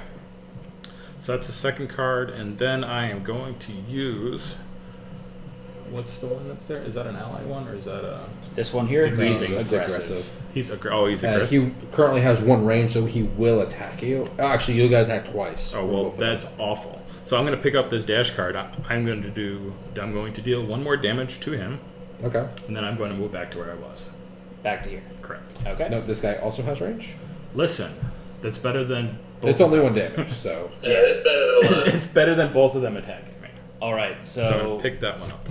and don't So forget you have an ability. you took the no key down all the way, yeah. and you moved him over. So I was answering a question from Jen here, which is that if you overkill on a life, the damage does carry over. So if he's got 1 hit point in this life and you deal him 3 damage, he'll go down 2 in his next life. Okay. So you took your 2 gold energy for smacking him around, right? Correct. Yeah, I used that as 1 blue, which brought me to the 5, which means I get to look at the 2 blue cards and pick one. Is that Yep. right?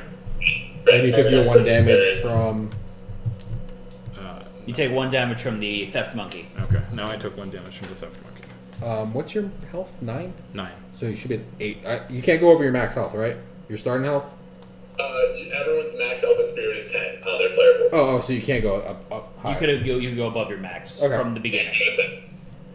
All right, very cool. So then I am going to do rocket jump first with the on-table ability. So Matt, you're on an event. So the very first thing that happens to you is you trigger that event card. I forgot about that. All right, so event, we have the bubbling beaker. So I'm going to gain 1 red energy.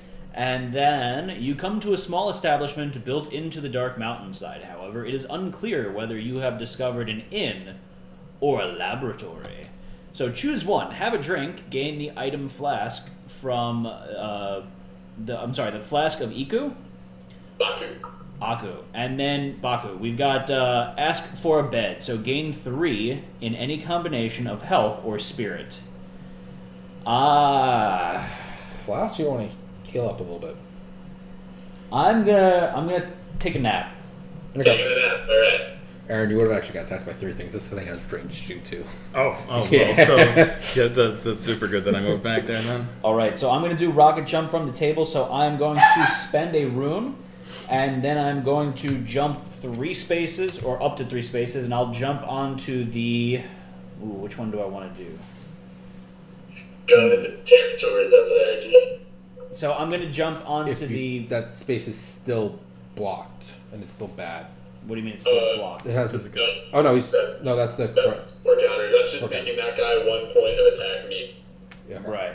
So rocket jump there. So I'm going to deal 1 damage, range 0. So he's going to take A damage from that. So I reduce my rune. I got tactical scanner, so I can. That's a free ability here. So I gain 1 rune and 1 spirit. So I'm back up to 3 runes, 1 more spirit. I still have 2 actions.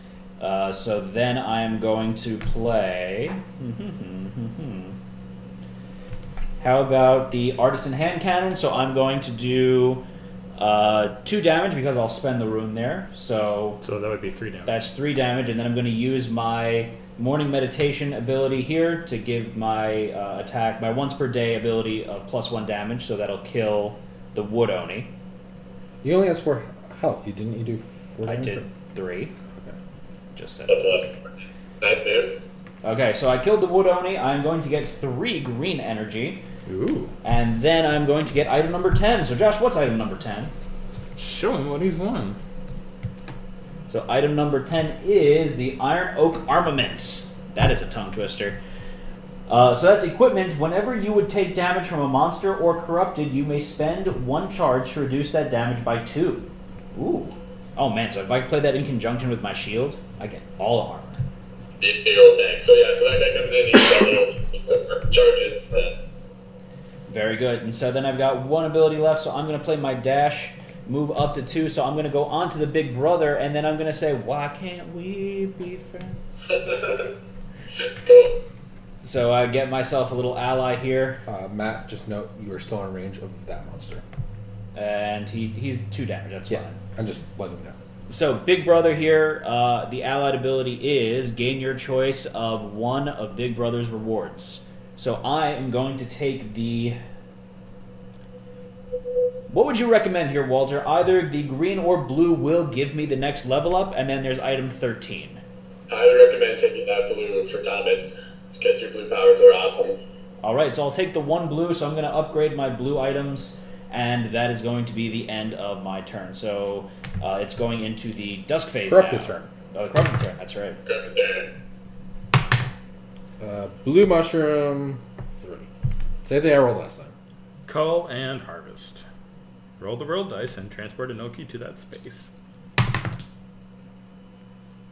Blue 2. Blue 2. What if there's something already on blue 2? It's okay, because the rest of his thing spawns the monster on the lowest open space. Okay. So he's gonna spawn the next monster. That's what he's spawning. He is spawning the Tumultide Shaman. So he is a 3 damage, 4 health, 1 range with aggressive, and he's got special loot. You may deal 3 damage to a player or corrupted within range 4. Ooh. That's So he's interesting. awesome, but he does have a spore counter on him, so he actually has 4 damage for you guys. Yeah. Super. Ouchie. The spore counter that was on the 1 creature that we killed, does that go back in the pile or is that gone from the game? Goes back into the pile. So Okay. it can only be 12 out at a time total. But, Okay. And note for anyone watching, that's not a real spore counter. That's from the game T5 to defend the burbs. It is a placeholder. They don't have a room. Nice. All right. Okay. Then we rolled a 3, so we're going to put 1 golden token out on the Oakenmore 3. Oakenmore 3. So I got a question for you, Walter. What if a gold token would go on top of a gold token? Then you reroll. Okay. Then you. Perfect. So we're not just incredibly lucky. So you are really correct. The blue power-ups for my guy are awesome. Yeah, I think you might appreciate the flavor text on the back of the beam saber as well. That's the one that I picked up. Thanks. That's awesome. All right, so now it's the dusk phase. So we're going to pull 3 dusk cards and put them on the board. So Matt. Okay, so dust card number 1, we've got the Skybrarian. It's like a Sky Librarian. Skybrarian. You get 4 blue energy when you kill him, but he's got 5 health. Yes, I know. He also gives you a really sweet item, and he's not such a bad dude. When he comes into play, all of you gain 1 blue, which is good. Oh, nice. Oh man, I should have took the other one. I would have got the blue for free. Oh. That's true. That's true. But if I kill him now, I'll get my second blue. So where does he go? He's going in Bayou 4. Bayou 4. Matt, note that you won't get that second blue card when you level up in blue, but in co-op, when you level up in all three, you'll get to use your ultimate ability. So that's good. Oh, okay, and where's the ultimate ability? It should be in your level up deck. It's a gold card. It's like looks different than all the other ones. It doesn't have the same two-side thing. So everyone will get to use that one time for free on the dusk of day 3. You'll all just get it, and then whenever you get to max energy, you'll also get to use it again. So at most, you could use it twice in a game. Gotcha. Awesome. All right. So next dust card. The next dust card we got is the Herald of the Serpent. So the Herald of the Serpent is 1 range for 1 damage with 3 health, and that is an ally. So each member of your team may move 2 when you ally with them. That's really handy. Nice. So that's going to go right here. And one more. You're doing Oakenmore 6, and that is going to be the Gerogen's Heart. So Gerogen's Heart, 7 health, 2 damage, 2 range, armored, critical. So this is one that we haven't seen yet, right? This is one you haven't seen yet, and this is the only friendly critical in the game. Gerogen is actually not a bad character. So critical, when the monster attacks you, you roll a die, or actually the player next to you rolls a die. If they roll a 5 or a 6, the critical effect happens. Normally it means the monster kicks you in the face extra hard, or takes away one of your cards, or does something horrible. In this guy's case, he actually heals you instead of dealing damage. So this is the one case that you want to be critically hit. Oh, so it's got a 33% chance of healing you instead of hurting you. Exactly. Oh, I could get behind that. So I'm going to imagine that it's the giant, what is that, a deer kind of thing? Is healing you, and the old guy's beating you up with a stick. Yes, that's how that works, right? That's definitely what it is. So Oakenmore 6, that's going on. That little guy shows up in a couple different cards and vents and items and stuff. He sort of exists in the world. See, he kind of looks like a Mr. Magoo kind of guy to me. Yeah.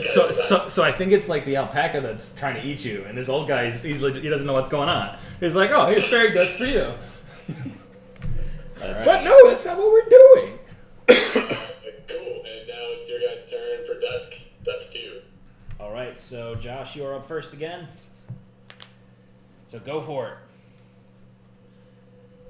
You could go make an ally with that serpent chick over there, and then we could all move around the board. You guys have anywhere you need to move to? We don't need to move anywhere, but you know. I'm just trying to think, like, Finish your thought process. I have to end on the space of the event, or if I walk over it, the event triggers? As soon as you land on the space, your movement stops. So even if you were moving 3, if one of those moves you onto the event, you stop moving and trigger the event. And you don't get to complete your movement then. You will not get to. You don't like have a leftover movement from later. Yeah, it's just. Gotcha. So what are you doing first there, Josh? All right, so I will do shadow form. So shadow form, playing from. What? Am I reading the right side of that card? Yeah. Yeah. From in your hand, you're going to move up to 2 spaces. And are you terrified? No, I'm not. Ah, okay. But you're okay. So where are you moving to? You're moving to the Serpent Lady? I'm going to move the Serpent Lady. I'm going to ally with her. So we all get to move 2 spaces. Nice moves. And then I'm going to move 2 spaces to this event over here. Okay, so then I'm going to move... So if I move 2 spaces right now, would the Lycan attack me if I moved onto him? Monsters only give you that passive attack at the end of your turn. So if you move there right now, you're safe until your next turn ends. So you got a whole time to take it down. But he's aggressive. Oh, he's aggressive, so he'll hit you at the start of your turn. You won't hit right now, so someone else could move you, or you could have another way of moving. But if you start your turn on an aggressive monster, just like how that event was the first thing that happened to you, he'll be the first thing that happens to you, which is biting you in the shins. Okay, so Aaron, where are you moving to? I can get to the one that's got the thing on it. I can't get to the other one. I don't know if you can do enough damage to... To which one? The blue one? I can't get... I can't read the name. No, I cannot do enough damage this turn. Next turn I would be able to. So... Let's see. I'm trying to think here. What does dangerous mean again? Dangerous, if you are within this monster's range when you defeat it, it gets a final attack against you. I will... Oh boy, this is tough. I'm going to move over here to the bayou so I can do that event. Okay. Figure I'll get them all Where are off you the going? board. I'm going to go to the one with the token. Lichen. Let the lichen. Okay. And I get this event. So Josh's event is the Sandworm's Lair. So you're going to gain a blue and a green energy. And it's the Kensai have only a few rules to restrict the wish of a champion. Long ago, a young man transgressed on these rules and wished to be desired by his love. Now he lives here, hiding from what he has become. So choose W, apparently. W. He's become a Thank you, W. Excel. So choose one. Leave this cursed place. Move 2. Cannot move less. Or enter the cave. Search the conflux deck from Drugan and spawn him on your space. For Drugan. Nice, so that's another leftover little bit that you guys are looking at. That's the dusk deck. Ah, okay. All right, so let's spawn him. Going for it. Awesome. And, So you got your blue and green right off the bat? yeah, I got my blue and green. So you're spawning more monsters? Yeah, I'm spawning more monsters. Why does that not seem like a good idea? What's the worst that could happen, right? It could be a huge monster. Would that be so terrible? Oh, Josh. what? He is a huge monster. No, what I'm doing. He's got It's worth lots of points. Aggressive, so armored, never dangerous, it's critical. a really good item. so he has 2 damage, but he's got 7 health, range 1. He's aggressive, so when you move into the space with him, he deals damage. He's armored, so you have to be on the same space as him, and he's dangerous, so he's going to attack you one more time after he dies. And if he crits you, it's +2 damage. He's horrible. He's pretty much the biggest thing next to ever. Doesn't matter. Why, Josh? I want to give him a hug. What the hell's wrong with you? You're gonna kick his butt, and it's gonna be great. So, Alright. Walter, since I moved on to the Bayou event, would that not trigger until my turn, or would I resolve it now? Won't trigger till the start of your turn. Okay, perfect. Be the first thing that happens to you on your turn. So that was how many of your cards, Josh? Only played one. Oh wait, okay. Where is the return? Yeah, Shadow Form. All right. Whatever will you do? I can do 4 damage. I can't do anything more than that. That makes me really sad. You guys might need to team up to take that guy down until. Actually, Josh, if you leveled up in blue, you can squish that guy. If I can get some freaking energy. I have no energy. I want to get out of there. I just need He's a. aggressive though, so he's gonna hit you right now. But I was already there. He still hits me? Yeah.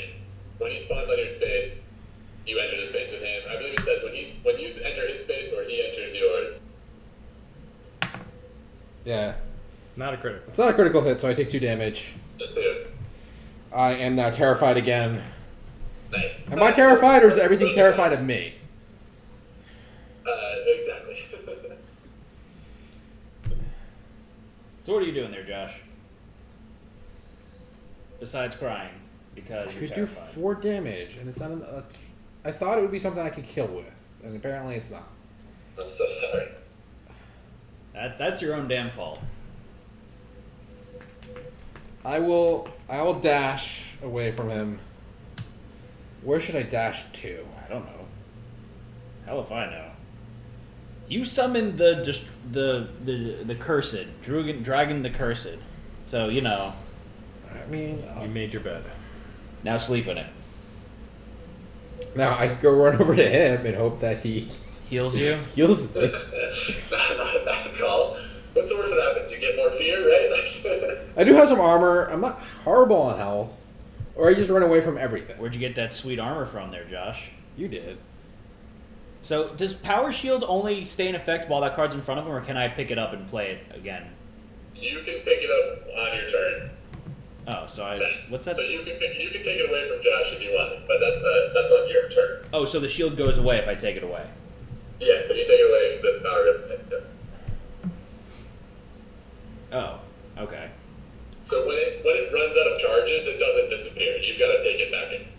I gotta pick it back up, but then I can play it again for free if I pay a room. Correct. Okay. Okay. So should I take my luck with him, and Go for it. or You're- do I run away? Summon more terrible World Destroyers. How about that? That sounds like a good idea. Definitely don't stay where you are. I'm not staying where I'm at. That's the definite no. Question is, do I run over to the goat?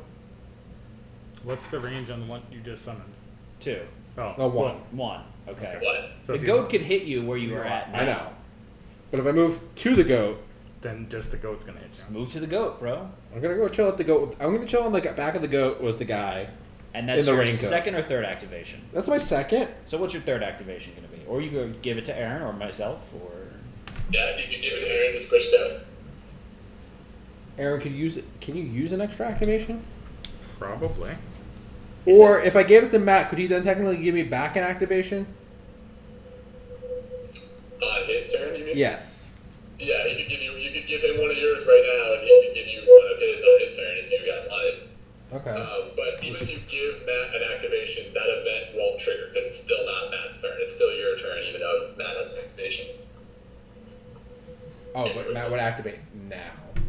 No, The we event just would said activate it on Matt's turn. But you would play a card now. Right, I would play Right, a but you card. can play a card. Yeah. Nothing.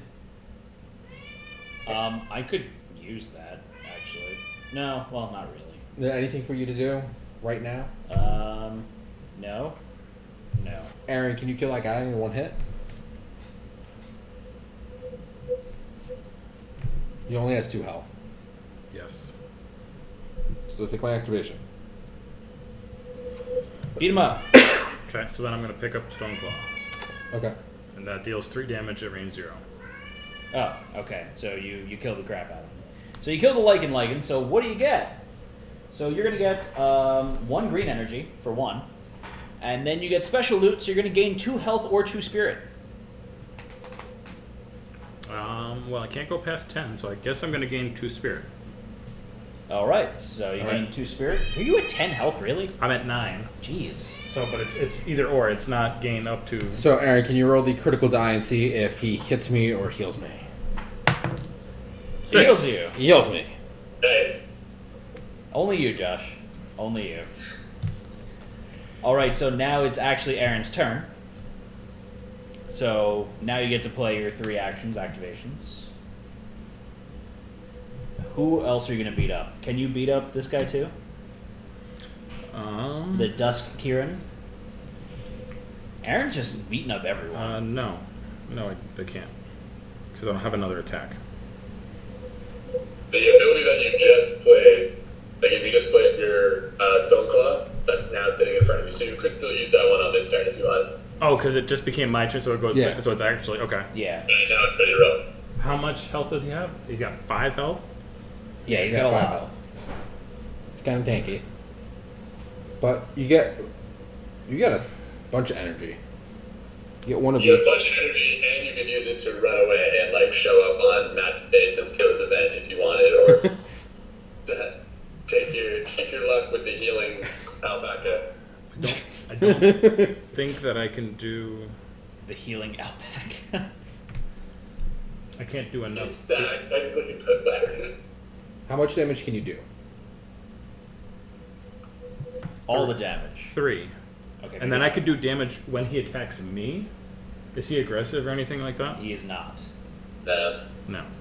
So So when that. he attacks you, if you end your turn in his range, when he attacks you, it'll still be that same turn. So you want to heal up. Oh, If that makes okay. sense. So Get better. that would still be on the same turn for damage purposes. Oh, okay. If you end your 3 actions within his range, Okay, super. and he has a range of 2, so you could be even further away. Great. So I'm gonna You could play. also move by the goat and hope he heals you at the same time. So I'm gonna play Kuma's Might, which Okay. is when you take damage from a target within range 2, you may spend 1 charge to deal that target 2 damage. Okay. So that's a passive ability on your, and that's got 2 charges on it. 2 charges, correct. Very nice. So So, then that's your first activation. Your second activation is going to be is to play Bear Friend. So my next attack on this turn gains +1 damage. This costs 1 grit. okay. Then I'm gonna play Stoneclaw. Stoneclaw. Deal 2 damage, rain 1. Cost So 1 grit. that's going to be 3 damage then, Correct. and then you're basically just goading him into attacking you. Correct. And because he doesn't know any better, he's going to attack you. Correct. So you're going to take 2 damage. I'm gonna use one of the charges. and it's going to hurt him instead because he's a big meanie. Or it's going to hurt him as well then. When you take damage, you may spend 1 charge to deal that target 2 damage. So it's just like a counterattack. Yeah. So I will still take 2 damage? Yeah. So you killed the Dusk Kieran, and that is going to give you 1 of each energy as well as 1 wild energy.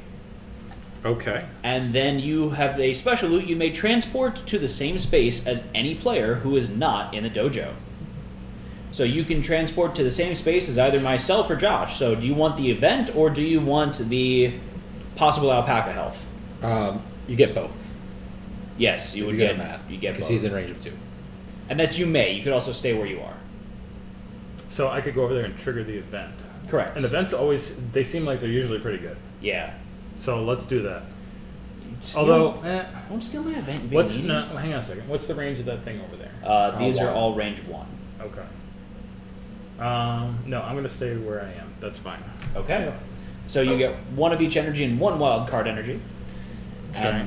So then If you haven't spent your ability yet, your turn order ability, this is your this last is the chance to use dusk it. one, right? Yes. So I want to spend this. So you get a health and a spirit. And so I just moved into the green, so I get to pick one of the 2 green cards now. All right. So right. So Matt, it's your turn. Okay, it's my turn. So the event activates immediately. So the event is the van. Get in the van. Get in the van, and that levels me up for the green. So that is Murky Murk, and the Swampy Bunch. Murky Murk and the Swampy Bunch are going on tour, and they need a front man. You're not their first choice, but you'll do in a pinch. So it's going to be meter beat 5, and then so I'm going to spend my spirit and then roll. I'm going to spend the 3 spirit that I have remaining. Why not? And then where's the d6? So with my luck, I'm going to roll a 1. I rolled a 1. Should have called it out, man. So roll the world dice and transport to that space. You may deal 2 damage to a player or corrupted in that world, but if there are no other players or corrupted there, you take 2 damage. So does he roll both dice or just the world die? Both die. So I'm going to go to Oakenmore 6. Oh, there's... That's where. Okay. So I actually am going to deal that alpaca 2 damage. So he has 7 health. Yes.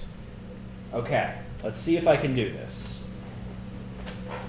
And Walter, just to point out here, I'm not going to be able to level up my green ability until the end of my turn, correct? Yeah, I think your turn, right? Okay. Matt, I can do 3 damage to him if you give me an activation, so let me know if you need more damage. He's at 5 right now. So can you do at least 2? So I have, And give Josh 1. I could kill it. You can do 5, yeah. Okay. Yeah. So I'm going to do the Artisan Hand Cannon, so deal 2 damage, range 2. So that is 2 of the damage right there. Then I'm going to play my Beam Saber, so deal 2 damage, range 0. And then I'm going to dash, so I'm going to deal 1 damage first, and then move 1 space. So if you could please move me 1 space to number 1. Actually, move me to number 5. Yeah, number 5 there. So I have killed the Jirogen's heart, and so I'm going to get 2 green, 2 blue, 1, 2, 1, 2, and 2 wild. And you can split those up. That could be 1 green, 1 blue, or 2 red, or whatever you want. So I don't get to level up my second ability when I reach the top thing, but when I get all 3 to the top, then I get my special ability there. You got a use of your ultimate, correct? Okay. So the item that I'm getting here is Jirogen's Jar. So at the beginning of each of your turns, gain 2 health and 1 spirit. Whoa! That's pretty sweet. That's awesome! Not a bad guy. Question. If he gave me his activation and I killed it during my activation, would I get the points then? You guys get to distribute them as you see fit, so all of the monsters give the same amount of rewards as they have health, so an easy way to decide who gets what rewards is to just go back and forth picking for each point of damage you did. So if you dealt 3 damage, the nice way of distributing that would be to you take 3 of the rewards and have Matt take the others. So if Matt let me kill it, I could have actually leveled up and got some skills, but... Nope. So, Sure. Yeah. Hate you. Too bad, so. All right, so that's the end of my turn there. So it's going to be his turn, the corrupted turn. A corrupted. And murder. All right, 5. We get this 1/2 tokens, and what's the Orange is Cullen Harvest again. Okay, so Oh, he's out of that. the colon harvest in what's The Drear? 2, and he's summoned in this monster, Matt. So he's summoning the carnivorous nether beast. Yay! So that's 3 damage, 4 health, 1 range. He's aggressive, and when he crits, he does 1 additional damage. And So, he's got one of those 4 tokens, so he's even worse. so where's he going? Does he go on the lowest number or the spot the guy's in? Lowest open, I think it says. All right, and then we get 2 new tokens. So good news is that there are only 6 scenario tokens, so you guys have them all out. So that's as bad as the scenario tokens are going to get. Okay, so you're going to re-roll that one because you rolled Oakenmore 3, and you've already got one on Oakenmore 3. Yep. So then you rolled Oppenheim 3, and we've already got one on Oppenheim 3. Wow, that's impressive. Bleeding dice. Stickers are different sizes. So now you've got Lunar Ridge 6. They're right there. So right here. So next up we have Oakenmore 1. Oakenmore 1. All right, I feel like we haven't beat up the Enoki in a while. We should go beat him up. we should. So that was your dusk phase, right? Yep. Now it's going to be gone. Indeed. Done. So you pull one of those world shift cards, it's going to change up the board. Ooh, I forgot about that. So World Shift card, the Ramblings of Lunar Ridge. So we all gain 1 blue energy. And that is the Lunar Ridge boasts mushroom-sprouted mountainsides populated by a tribe of deranged philosophers, all of whom believe themselves to be the village elder. So all players gain the energy from this card, and the player with the least total energy gains an additional gold energy. That's me. Yeah, that's you, Josh. So Walter, what energy do I want to go for? For what's my? Blue is your offensive stuff, and it sounds like you might need that to take down that worm you summoned. Green is your utility type stuff, and red is your movement stuff. Okay. So switch the location of Lunar Ridge and the dojo, keeping orientations the same. Then all players gain 2 spirit. Players at max spirit gain 1 gold energy instead. Oh, yeah. Let's do that. Let's scoot this over for you. Teamwork makes the dream work, Josh. Yep. Okay. And then this switches. Aaron, you are first now. I am not third anymore. Josh is third. All right, so it is the beginning of the dawn phase. So Aaron, you're number 1. No, World Shift card to go away. So what We would got you... a first spawn. Oh yes, we have to spawn everything. Here. Oh, we got another. Oh, one. we got another theft monkey. So we got all the theft monkeys, the Irizaru. That is all of that. We've got the Monshroom Walker. Is that like a mushroom elephant? It looks like... Oh, he's cool. Yeah, it looks like bubblegum Yeah, almost. it's a mushroom. That's creepy. So he's got 0 range. So he's not that bad. This guy's adorable. And so we're spawning on number 3 right now. If the 3's not available, it goes on 1. Okay. The lowest one. So then we have the Blue Riftling. Oh, he is adorable. So the Blue Riftling is 1 damage, 2 health, 0 range, and if you ally with him, you gain 2 health. Squish him or kiss him, you're gone. So then we've got Oh, they're all monsters? They're all monsters. the Frog God.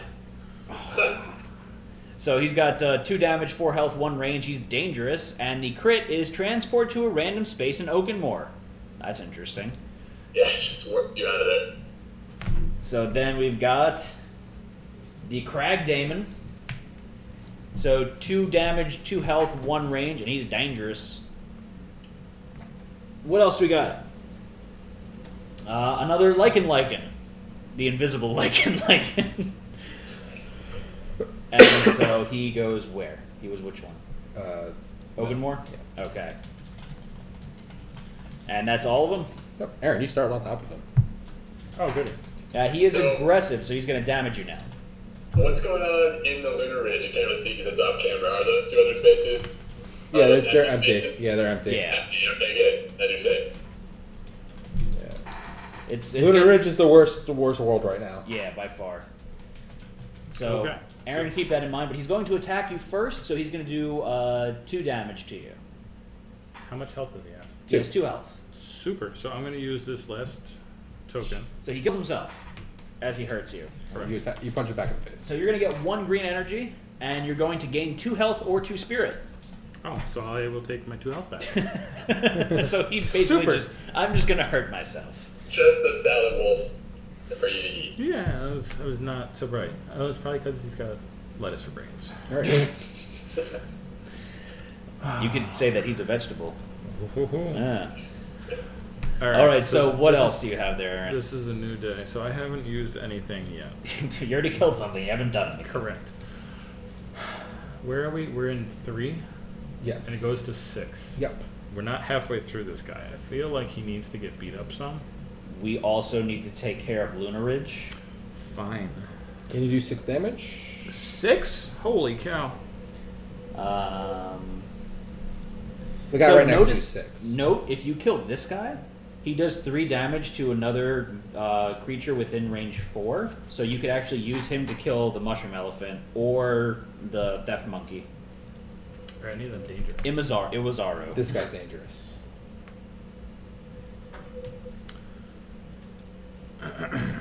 All right.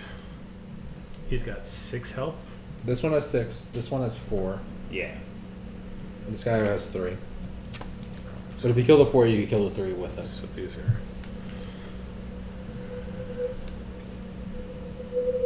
I could actually kill him, I think. The big scary guy.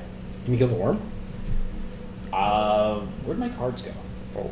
I don't know. Did you eat Oh, them? here. I did not eat them. Thank you very much.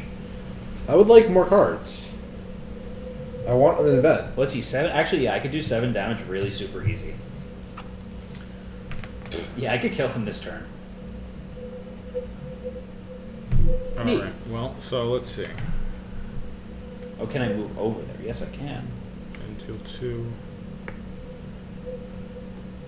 That would be all 3 cards. So then I wouldn't be able to give you 1. So I wouldn't be able to kill it this turn. Well, duty. God. So it's pointless for me to kill the thing because the splash damage I can't kill both of them. All right. Well, I guess I can kill You kill kill this something one, weaker. and then you can kill the mushroom. The mushroom has 3 health, so it would automatically kill. You can kill either one of these. Okay, that's fine. So I'm going to go over. He's got a token on him too, though. So I need to deal. The token, he does extra damage. Oh, so I don't have to deal extra. Yeah. That's fine. Super. He is aggressive, so if Aaron, you enter his space, he's going to do... Do you have that weird 4 ability damage. that moves people around? I do, but it's currently on the table, so I So have you to pick it can't up use it. before I. Oh, damn. Okay. So I can't use it this right now. Louis says guy's the big bad. Yeah, we should probably do something about that. Yeah. Maybe. It'll be fine. It'd be great. Just jump on him in the last round. Yeah. I'm going to kill Frog God. Frog God. Or God. All right. Frog Well, God. so yeah, that ability is. No, I don't want to do that. I'm gonna dash over there. So I'm gonna move 2 spaces to the one with the token on it. Onto him? Yes. Alright, you are going to take 4 damage. 4. Because he's aggressive. Because he's aggressive, and he has that token on him. Cool. That's a lot of damage. Yeah, he's fairly strong. No, 3 damage. That's his Is it health. 3? No, that's But a he's 3. got that support token, so he does. Oh, the sport token. Okay, I 3, forgot about yeah, the sport yeah, token. yeah, that's what I thought. So then I am going to use Avalanche and deal 1 damage to him, Okay, So so he's 3 got health 3 health left. left. and then I'm gonna pick up Stoneclaw and deal 3 damage. Okay, so you killed him. So, And do you want to kill the mushroom with him? yeah, you do 3 damage to a player or, a player or corrupted. Right. Nah. Not a monster. Not a monster. Oh, so it's only to him. Yeah, I read that wrong. Sorry. But you're going to gain 2 blue energy and 1 gold energy. Well, that's not as good. I don't know. No, it's really not. I mean, we needed to take care of this area anyways, but... Right. Okay. Right. And you have 1 action left, or that's it? That's it. You're going to take 2 more damage from the guy next to you. Cool. This was an awful idea, Matthew. Why'd you listen to me? Because I thought you could read. You're not Josh. It's upside down, though. My reading abilities deteriorate when I have to go upside down. All right. Oh, that was awful. So it is my turn now, right? Yep. So... Oh, man. Hey, Aaron, did you take the damage from that horrible Tide Spirit? Yeah, he just took it. Okay, cool. So... I am going to rocket jump. Rocket jump. Do I want to rocket jump or do I want to dash? I'm going to dash. I'm going to move up to 2 spaces. So I'm going to dash. Oh, wait, actually, I'm sorry. At the beginning of each of your turn, gain 2 health and 1 spirit. Because of that jar. That is the greatest thing So ever. really good jar. So I'm going to move over on top of Big Scary Baddie here. So he's going to do 2 damage back to me. Yep. So that 2 damage goes away again immediately. Josh, will you roll to see if he crits him? Needs No crit. not. Alright. So You gonna kill then, Marvin? so then I'm going to use my artisan hand cannon. So I'm going to deal 1 damage, range 1, but I'm going to pay a rune. So that's going to do 2 more damage to that. So that's 3 damage. Okay.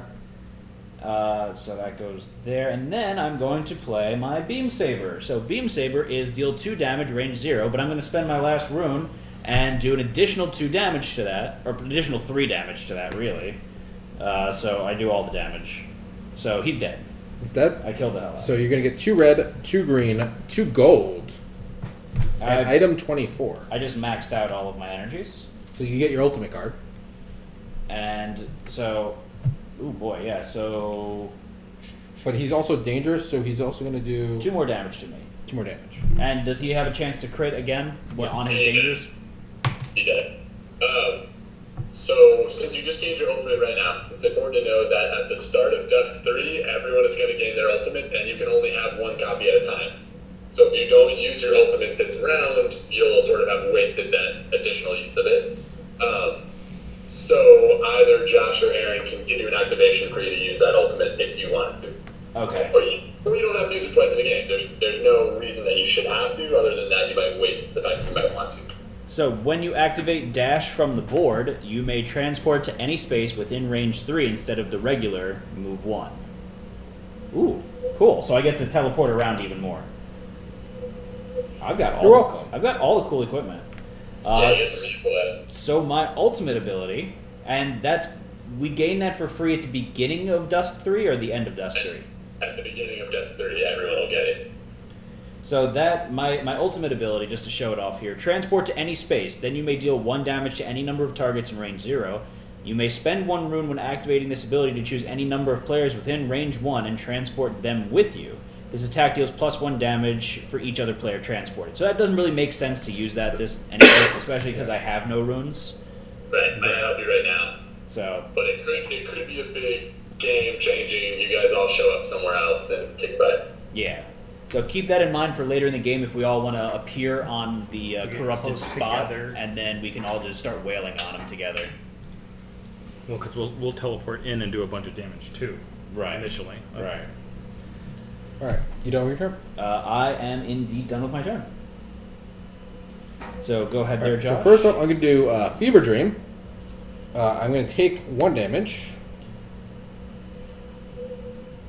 And my next attack deals +1 damage and has +1 range. I'm then going to play Dash off the table. And I can move 1 and then deal 1 damage, 1 range. I'm going to move here. I now have 2 range for my ability and 2 damage to Frogod.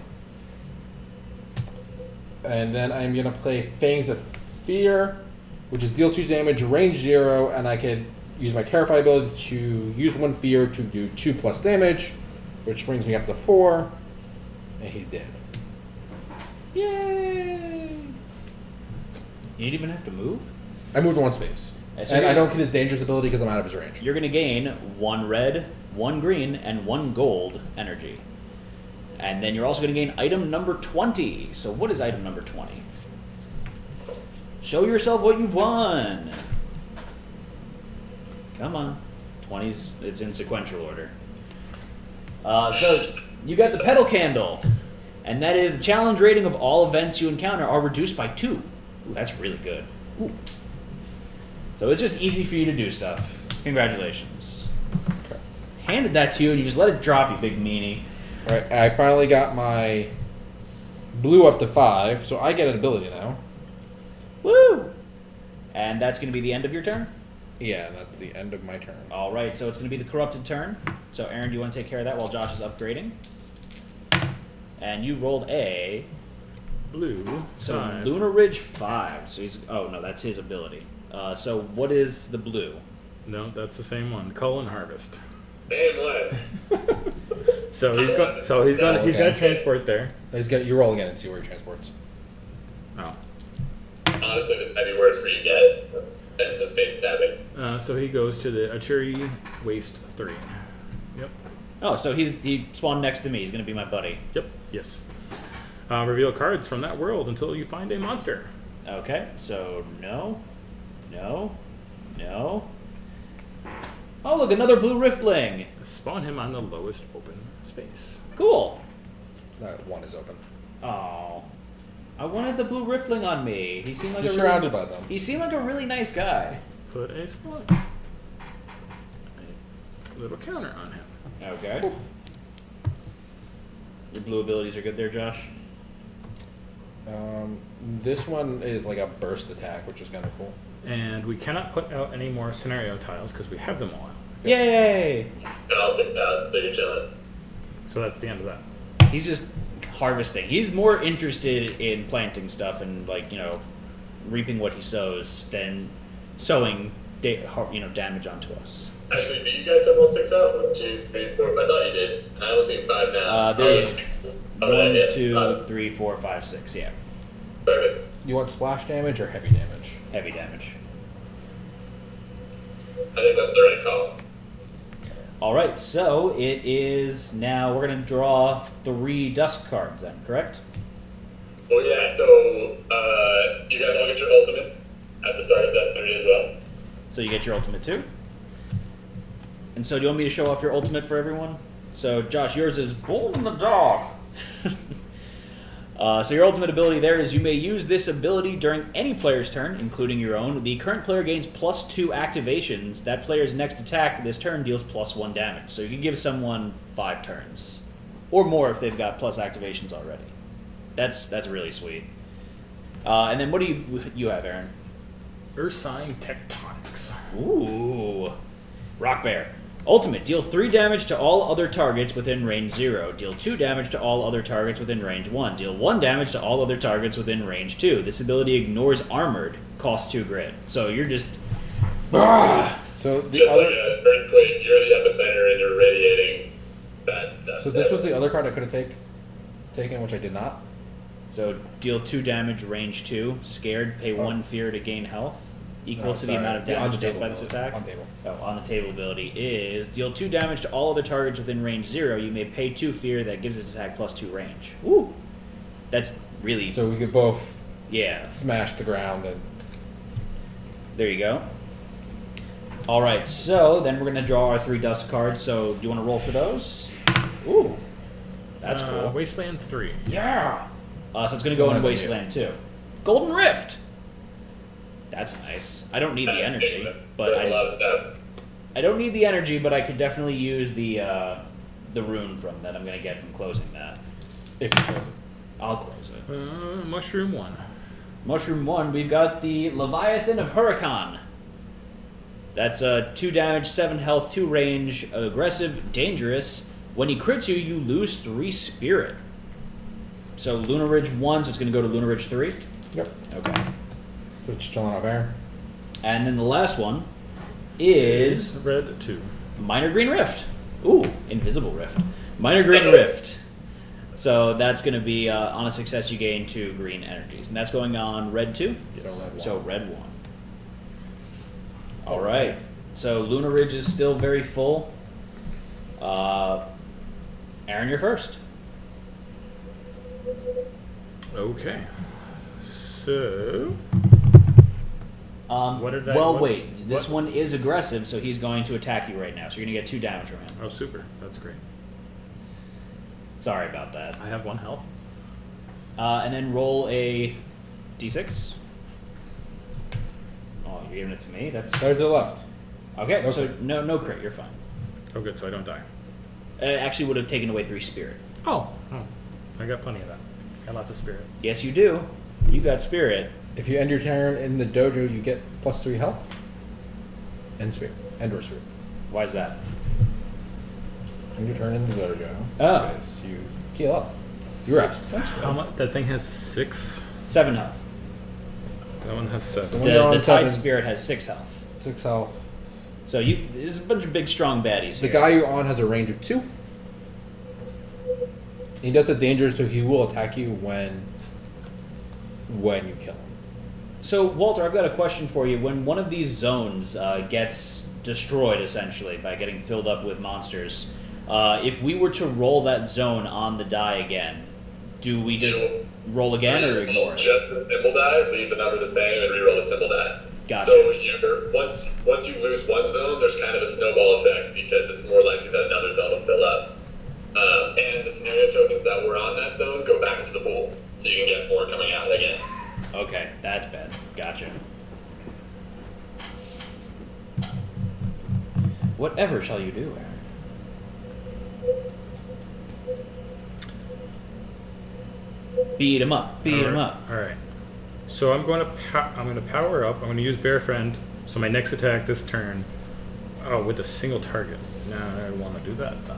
Oh, you're going to do your, I was going to try and your Hulk smash.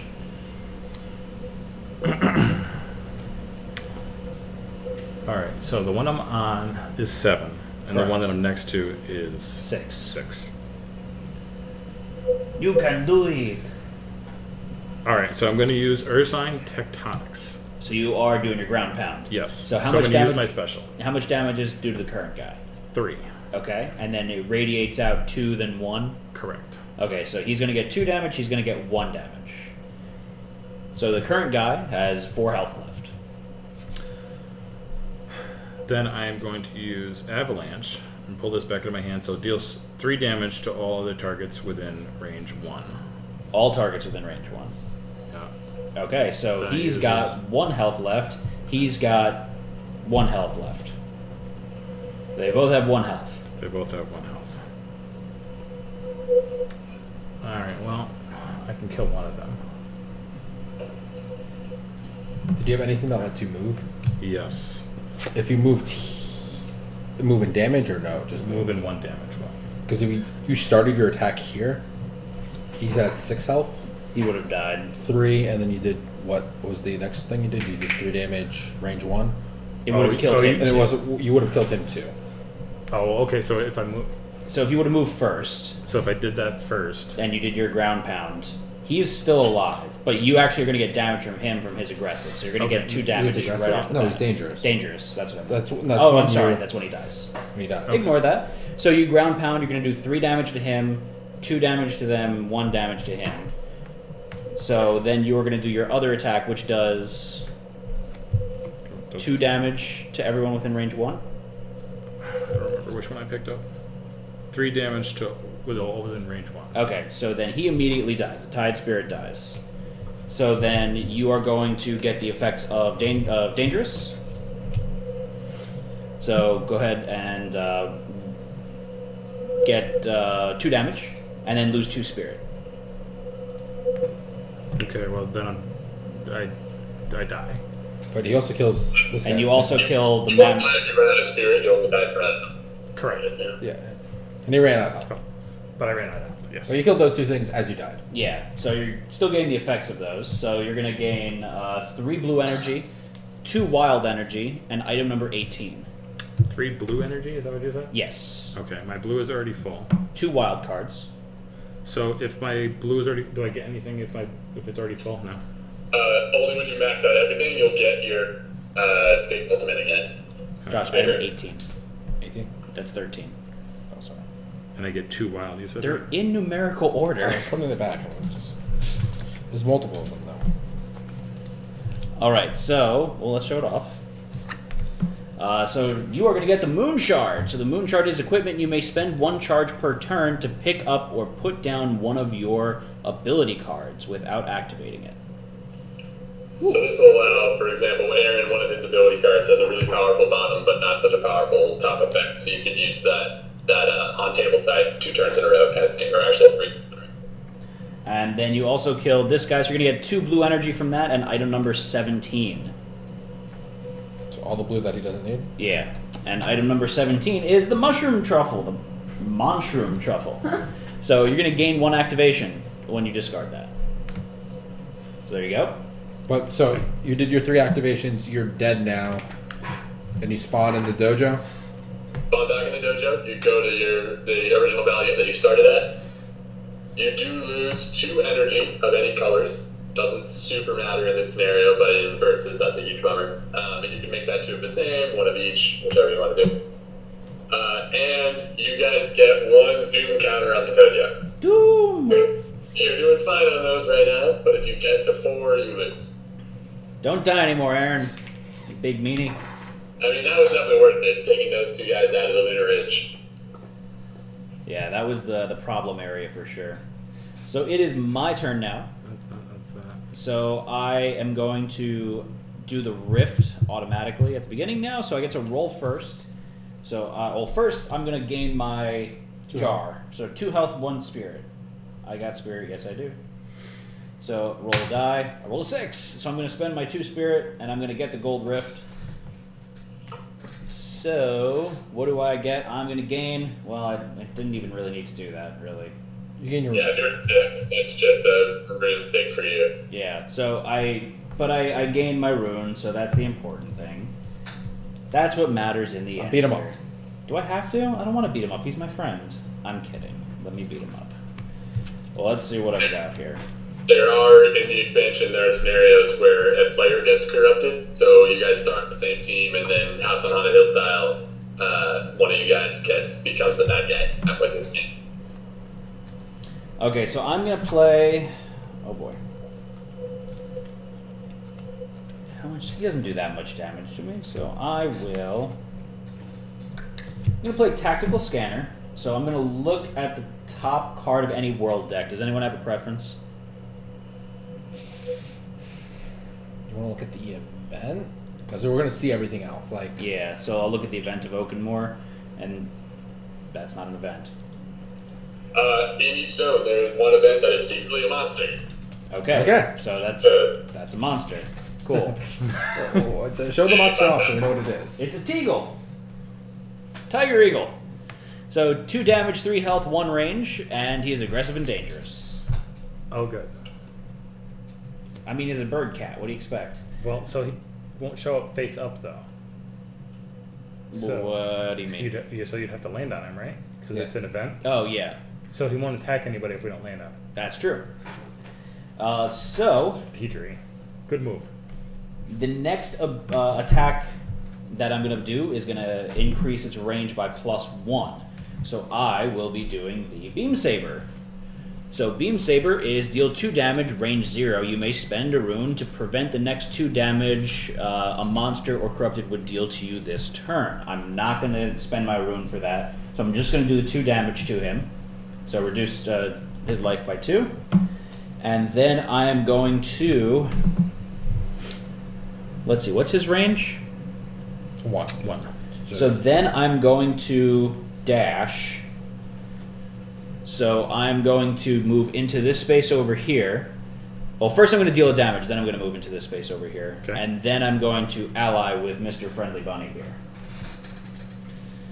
So that is the blue rift. No, that comes Riftling. That's a sport token. So I'm going to This is a gain... sport token? yeah, that's the 2 actual health. sport token. Okay. So my health is at max now, and that is the end of my turn. I might as well use my ability now. Once per day, you may choose to gain 1 health and 1 spirit, so I'll gain a spirit because my health is maxed. Okay. Cool. That's the end of my turn. So, Josh, you're up next.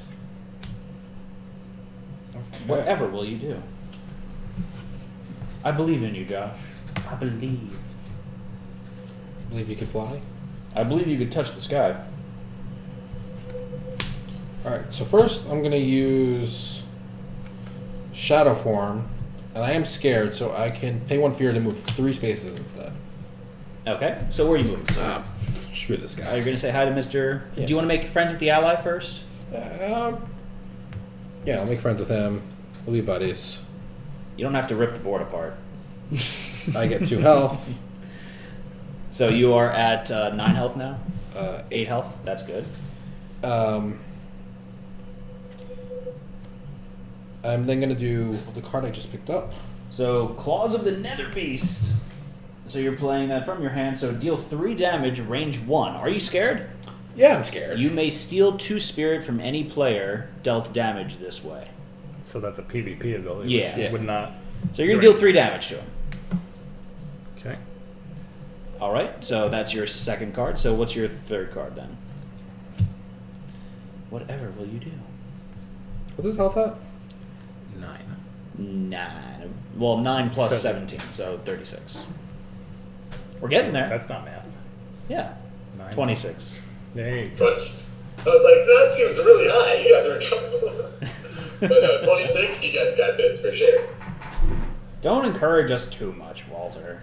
Because then it'll be that much worse when we biff it. Exactly. Alright, I'm going to activate my ability, which makes me, so my next attack does +1 damage. I'm going to do Fear of the Fang. Deals 2 damage, but I may pay 1 fear to gain 1 damage. So I'm going to do 4 more damage. Oof. That's nice. And then And then... you're going to run away.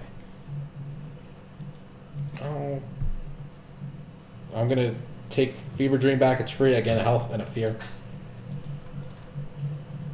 And so then you're going to end your act adjacent to him, so he's going to do how much damage to you? 2. That's not that bad. And actually, you know what? No, I'm at 9 now. I'm at max fear. All right. So that's the end of your turn. Did you use your turn? Yeah, I used it. Okay. So that's the end of all of our turns. So it is now going into the dusk phase. Right? Or was that the dusk That was phase? the dusk phase. Okay. So it's going into the dawn phase. We'll shift that. Where's the meeple go? So first you have the corrupted turn, where he gets to Oh, yeah. each heads Corrupted. up. So what is this guy doing? Let's see a different effect. Red, yes, different. I mean, stabbing, but Yes. Shanky shank? Well, they're axes, they're not really stabbing, more slicing. straight more pricing.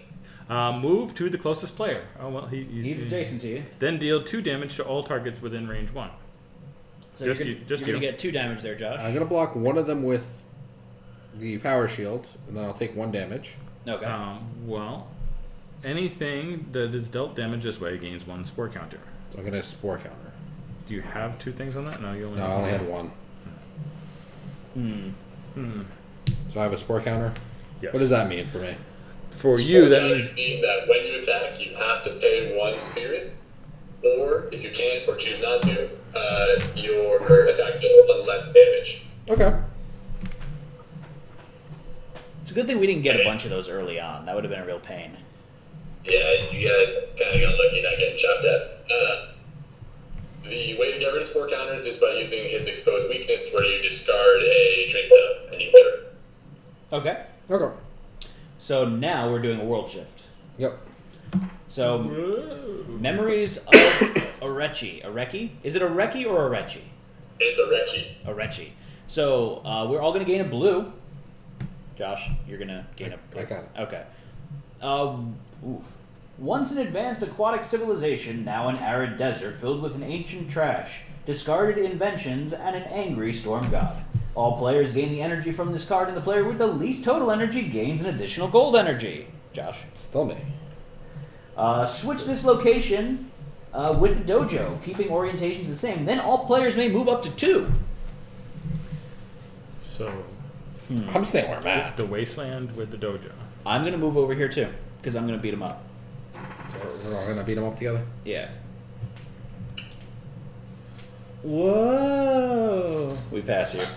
Hi, Aaron. That was weird. Aaron, do you want to go anywhere? So you're staying where you are, Josh, right? Yeah. Okay. I can move 2 somewhere. I guess I'm going to move. Everything's happening somewhere else other than here. That's 2, that's 4. I'll move 2 into the middle. Stuck in the middle with you. All right. All right. So then we are going to move around the turn order cards, and then we get to spawn stuff, right? Yep. Yay! All right, so first monster. First monster, Another mushroom. we got another mushroom elephant, the Monshroom Walker. So that's going in number 4, correct?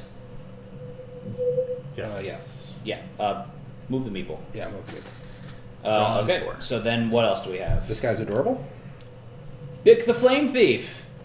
I like that his name's Bick. So 2 damage, 4 health, 1 range, aggressive, and an ally. And so you may steal an item from each player. That's mean. Don't steal stuff. But like, if it's a good way to also trade. Yeah. Then we've got the Molten Mantis. So this is 2 damage, 3 health, 2 range, aggressive, armored. Then we've Baku got Leak. the Baku Leak. Radiation Dragon Slug monster. So he's got 2 damage, 2 health, 0 range. This guy's adorable. There's so many adorable little guys in here. Look at this guy. I won't want his pet. Oh, the green Riftling. The Riftlings are cute. Oh, He's God. invisible. So that is 1 damage, 2 health, 0 range, and if you ally with him, you gain 2 health. One day I'll make plushies of those little guys. That's awesome. Is that all the monsters that we showed? Yes. And then there's the secret monster that we saw earlier. And that got placed here. Right. All right, so now it is my turn. Yep. So you guys are on Dawn of 4, and Noki has how much health? 22. 22 health. Okay. Not for long.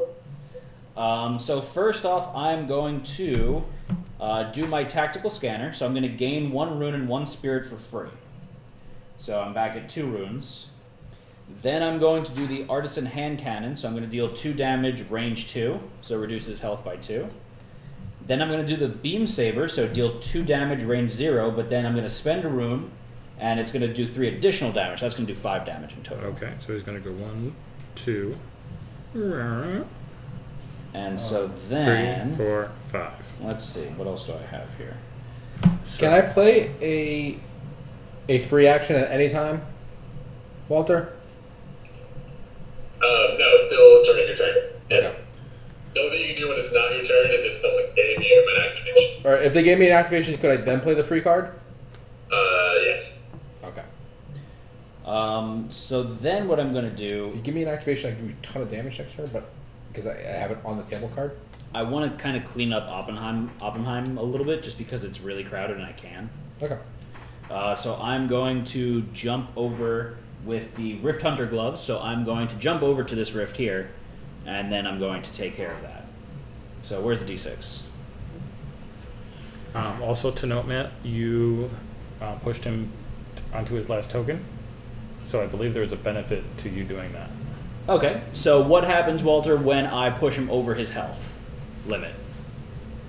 Say again, I'm sorry. You get 2 gold energy, I think. The corrupt, when I push him over his health limit?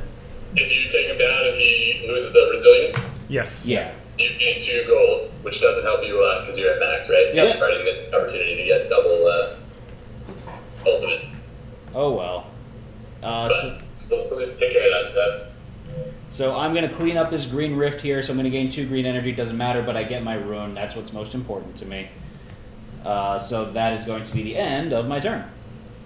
So Josh, it's up to you now. Go beat him up. Alright, so first up, I'm gonna play Nightmare. It's in hand. I take 1 damage and I gain 1 activation. It's a free action. So I'm down to 5. Actually, you know what? I'm not gonna play that yet.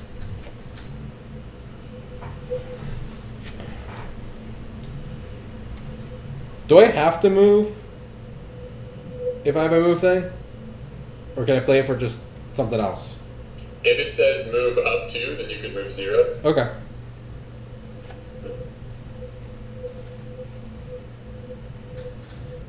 Are you gonna beat him up? Do it. Beat him up. I'm going to do Claws of the Nether Beast. Claws of the Nether Beast. It's a great Yeah. name. Deal 1 damage. I may pay 2 fear to make this plus 2 damage.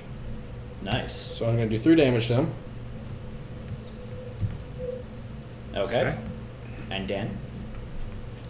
And that's your first card play? Yep.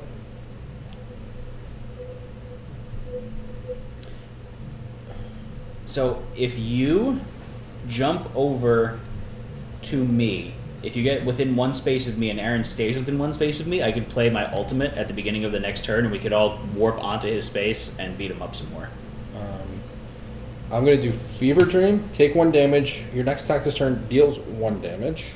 Plus Okay. 1 damage and plus 1 range. I'm then going to do Fangs of Fear. Deal 2 damage. It's going to be 3 damage now. Okay.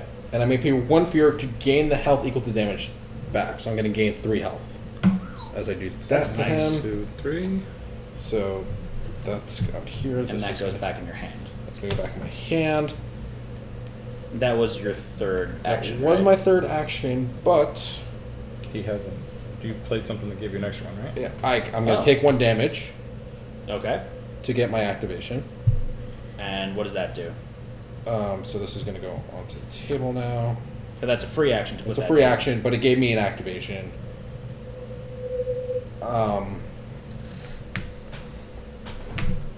Can Aaron give him an activation on his turn to use an ultimate? Yes. The next play by the same rules as targets. They're just only 1 or 2 time uses per game, and they only have 1 effect instead of 2.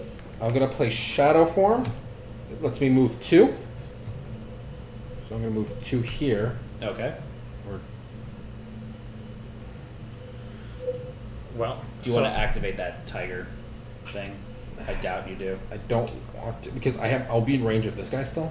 Yeah. If I go here, I'll still be in range of these 2 guys. Right, but that's 2 damage and that's 1 damage. And I'm going to ignore 2 damage. Yeah, so you're fine. So I'll go here. I'll end my turn. I'm going to lose 2 damage or 1 damage. You I'll get another- fear. I'm at max fear again. You're so scared. Or you're so scary. One of the 2. Both. All right, so roll a d6. See if he crits you. Aaron, roll a d6 for him. Okay. You're fine. Nothing happened. You would have lost 3 spirit. Okay. Oh, I do have. I'm gonna discard my dream stone to get rid of this stupid. That's how I get rid of that, right? yes. You spend the dream stuff. Oh yeah, Yeah, because that would have drained my spirit, which. yeah. All right, so Aaron, it's your turn. See, now we have to be what within 1 space of you. Yeah, it's not ideal. Within 1 or on the same space? Within 1, range 1. If you're not there, it'll do 1 less damage to him, and I won't be able to spawn you over there. But, Well, I can move over there, and I could move you over there if you wanted. oh, as long as I'm within 1, because then if you, So I can move. Like I could say, move you into. So I want to move to the one with the token on it, and I could move you into that middle one there. oh, that same effect, perfect. That's best of both worlds. So I'm going to play upheaval. So choose 2 targets within range 3, including yourself. Transport these targets to any open space within range 2 of their current positions. So boop boop, and you're gonna go boop boop. Good. Yep. You can't go over the event. But it's teleport. If it's you do teleport? it to an event, he'll trigger it. Unless it's transport. It's transport. Unless you jump over it. Right. It's transport. It's not move. Perfect. If you transport, So- then you jump over it. Awesome. Right. That's why I wanted to play it that way because we know what it is, and I didn't want to. Yeah, nice. I like the flavor text on the bottom of the beam saber, and I know Walter pointed it out to me before. I don't think I said it, but Thomas recreated an elegant weapon from a more civilized time, from his more civilized homeworld. There you go. I like that. You get it, Josh? You get it? You get it? I don't know if you do. So what else are you doing there, Aaron? What are the ranges of the things that are there? So this is range a 2. range 2, so he's actually going to hit me if I stay. That's fine. But he's not gonna. Yeah, it's at the end of my Automatically. turn. All right, so then I'm gonna play You're getting hit by 3 things right now. super cool. Oof. I'm gonna play Kuma's Might. And Kuma's Might? and give myself the damage shield, Okay. Ah, that's a nice one. so that I can return fire at least. All If you right. could do 1 damage to the mantis, It'll kill himself. and when he hits you, you can kill it because it's 3 health. To the mantis, Yeah. it has 3 health. Yeah. Yeah. So that was the first card you played, the second card you Second played. card. So then I'm gonna play Avalanche, which is gonna deal 1 damage at range 3. All right, so you're going to deal it to him? Yes. Okay, does it deal 1 damage to everything in range 3? No. Okay. No, just 1 thing. So you're going to gain. So you're gonna use your activation on that. Oh, I'm sorry, he's armored. He's armored. Yeah, so you can't do that. Okay, so I'm not gonna play Avalanche. Then I'm gonna pick up my dash. So I'm gonna move 1 space onto his space And deal 1 and damage. deal 1 damage. So where were you? You were here. Yeah. You could have moved yourself 2 spaces before? Ah, okay. So the problem now is that you're not going to get that ability, but that's fine. So you're going to do 1 damage to him there. And then it ends your turn. He's going to attack you for 2 damage, but then you can bounce it back Spend to a him. charge. Yeah. So he's dead. You're going to gain 2 greens and 1 gold energy. Okay.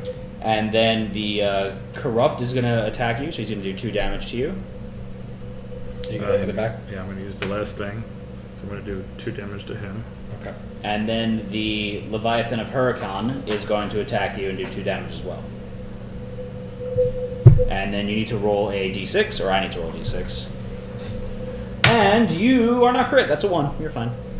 Super duper. So that is the end of your turn. That's the end of all of our turns now. So it's going into the dusk phase. And this is Corrupted turn. Oh, yes, the corrupted turn. Corrupted, he rolled the Oakenmorn 5. Oh, is this the teleport? Yeah, the teleport. He's gonna come beat me up. Okay, so transport to the furthest away player. It's only going to do 2 damage, though. 2 damage to me. Okay. 4. And what does the 5 do? That would spawn 2 things, but That's there's right. nothing to spawn. Gotcha. So what is that ability? If you could read that one more time, what his attack does? Transport to the furthest away player. Then deal damage to all targets range 0 equal to the number of spaces that Inoki transported. Luckily, we were all up in his grill, so it's not too bad. Yep. And that's the end of the corrupted turn. So now, it is the beginning of the dusk phase. So if you could move the meeple around. And then we're going to spawn 3 dust tokens. So you want to roll for those, Josh? Sure. So first up is the Dawn Kieran.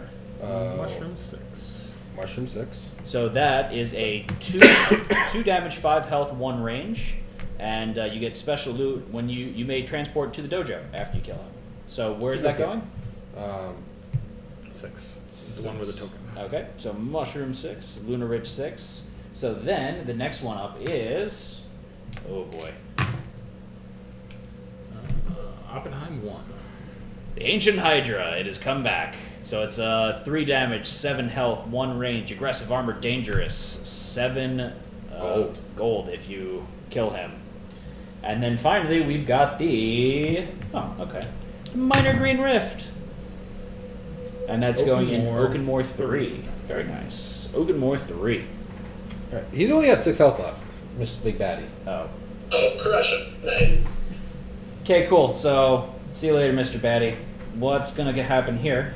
So, I'm going to use my ultimate ability. So, Josh, I'm going to pick you up, and we're both going to spawn in the same space as him. He's already there. Wait. Actually, Well, no, I'm not going to do that. Will it do more if I don't think... if I move? Hold on. Oh wait, no, it doesn't. I don't get far enough. I mean, I could, but Oh, man, I can't kill him right now. Can I I can not kill kill him. him right now? I want to kill him, though. Oh, man. Wait, can it? I'm trying to double check what's all here. 1, 1, 2, 3, 4. You said he's got 6 health? Yes. Oh, okay, cool. I'm good. So I'm going to use the ultimate ability here, so I'm going to pick you up, Josh, and we're both going to spawn onto his spot. Okay. So we transmitter drop in on him, so I spend a rune for that, and we're going to do 2 damage to him. So we're going to zap into place. So then I'm going to... I could have one-shotted him. I don't care. Take this away from me. I'm going to do the Artisan Hand Cannon, so it's going to do 1 damage, but I'm going to spend a rune, so that is going to do 3 total damage to him. And then He's got 1 health I'm left. going to do my Beam Saber, so it's going to do 2 damage to him, range 0. So, I think that kills him. You may need to explain to Matt that he wins even if Josh deals the final damage. More. Alright, dudes, I'm genuinely very impressed. I thought for sure you were going to get crushed. I would say that you guys got lucky, but I think you just played well. I think that was good news. So that's awesome. We win. So the concept of the game is that you play in the story arc. You can play the scenarios in any way you want, but a story arc you can play in the versus mode first. The winning character has 2 scenarios that you branch into. 80k, we're unlocking these progression cards. So if that was your scenario and you won, you'd get a permanent buff to your character. Those are either passive abilities that stay with you or one-time use once per game kind of things. So it's like the very lightest like sort of legacy element to the game. It lets you do the harder scenarios. Very cool. I like it. So, Walter, can you tell us a little bit how the PvP system differentiates from the co-op system? So there are a couple different PvP scenarios. The main one is a free-for-all. There's also team fights and ones where you guys control the bad guys, whatever. But the main one is a race. You guys are racing to get to max energy in all 3 colors and then get back to the desert. So I would have won that one here. Any ability that deals damage can also be used to deal damage to a player, unless it specifically says choose a monster and then you deal damage to that. If you defeat another player, they're going to lose 2 energy and they'll respawn and you're going to gain 2 energy. So there's kind of this: do I want to mess with Josh or do I want to go kill the big guy and get points, and kind of deciding what's best for you versus what's worse for him, kind of stuff like that. But the systems remain the same. So in a lot of ways, the versus, though it's highly competitive, and that's actually what all the characters are really balanced for, is sort of a learning stepping stone to get to the harder cooperative stuff and some of the solo stuff and things like that. And then in team fights, you're playing as 2-on-2, and only one of you needs to max out. So one of you is kind of like the carry, and the other person's kind of like running around and doing all the hard stuff. So chat was asking to see the other 3 characters. Oh yes, I was going to say that we got a chance to play as 3 of the characters. Here are the other 3. So that's a lead. I don't know how he's going to come up. Oh, okay. His So momentum is his ability. Oh, hand cam's off TP. Oh, sorry. So if you So could what's about momentum is some of his movement powers will cause him to gain momentum, and then his attacks will let him spend momentum. So he's kind of got one of the simpler resource mechanics, but his sub mechanic is all about positioning. So he's got a lot of powers that either like push or pull other players around. So in co-op, you can use that to get people where they need to be, or in versus, you can like punch somebody and shove them right into a big monster, something they don't want to be into. So he's got like a really easy barrier of entry, but kind of one of the higher skill caps. Nice. So he's the big bad tree guy. We got Stance. Stance is actually the one I almost played with. You want the... So Stance has some interesting abilities that I saw, and can you tell us a little bit about those, Walter? So your little mini there has a broken staff, but he's got a full staff there. So Auric has 3 stances. If you have the other card, it would actually be helpful. So every turn, Auric has to choose a new stance. You can't stay in the same one. And each stance gives you a benefit and a penalty. But those stances sort of interact with your abilities in interesting ways. So Crane limits your movement, but he's got some transport abilities that actually key off of range. So just because sort of your goal as playing as Auric is to try to find different ways to turn those disadvantages into advantages and maximize the pros, you know what I mean? He's one of my favorites mechanically. He's a little complicated, so I'm glad you guys didn't play him for your first playthrough. But he's really rewarding. I love him. What do we have left? So then we have Soph? Soph. S-O-F-F? And you'll help to see Soph's tracker too. So Soph works with 2 resources. She starts with a full mana bar and an empty heat bar. And your abilities will spend mana but cause you to gain heat. and the only way to get your mana back is to try to reignite, which is a risk depending on how high your heat has gotten.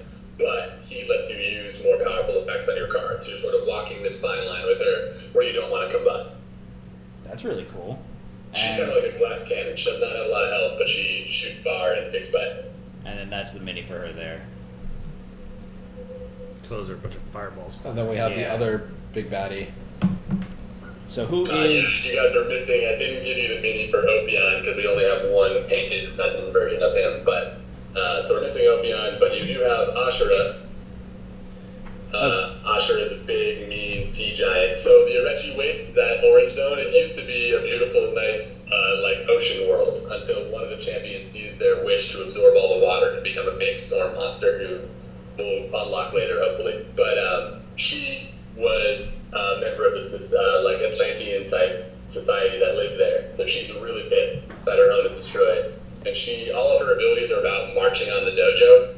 And when if she gets to the dojo, she activates something horrible. So you're sort of trying to push her away from the dojo throughout the game as she's trying to get there and until you all paint on the way. Gotcha. Lost our grid. What's that? I lost him. Oh, Yeah. the And arcade. then this is the last big baddie here. This is the one we don't have the mini of.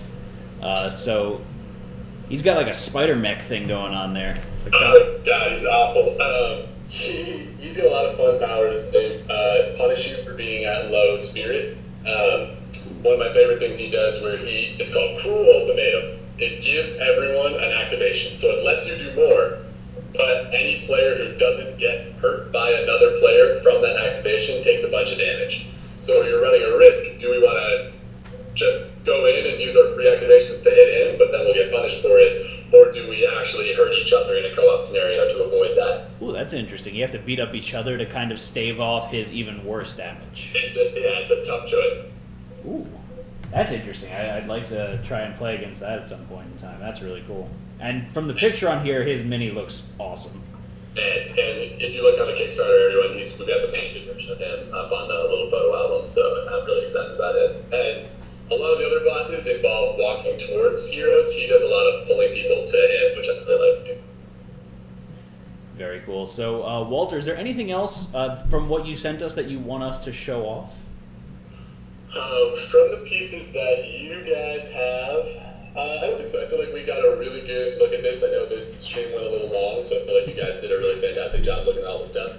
I would say for anyone interested in the lore, there are 2 comic books up on the Kickstarter page for you guys to take a look at, with more coming in the near future. You got a copy Everybody of on it. Spotlight updates that dig into each of the characters, mechanics, and background and everything. So there's a lot of content on the Kickstarter for you to check out. And that's something that's really cool here, that there's such a nice, rich backstory and lore that went into this, that it's not just a game with a neat theme to it, it's a game with a story and a world to it. So I think that that's really cool. I know that there's a lot of effort that went into that. Is there anything else about the actual world itself that you want to talk about, Walter? Just that in the expansion, I guess it's important to say we're adding 4 more characters who have some of my favorite mechanics and some of my favorite bosses, including 2 characters who are crossed over from our other title, Grimslingers. The guys from the Forgotten West fall through a portal and end up here in Hara, so you can play as Icarus and fight the Witch King, 2 main characters from that game. That's really cool. So, Walter, who did the art for all this? We've got a couple different artists. All of the hex cards are done by this girl, Hannah Kennedy, who's amazing. We met her at our first Gen Con. She's awesome. The comic book and the bosses were done by Jason Piperberg. I put links to these guys' portfolio in chat if you guys are interested. A guy we know from Seattle did the world boards, so it's just sort of an eclectic group. We met a new guy recently who's done some of the items, and then Stephen Gibson, who's the creator of Grimslingers.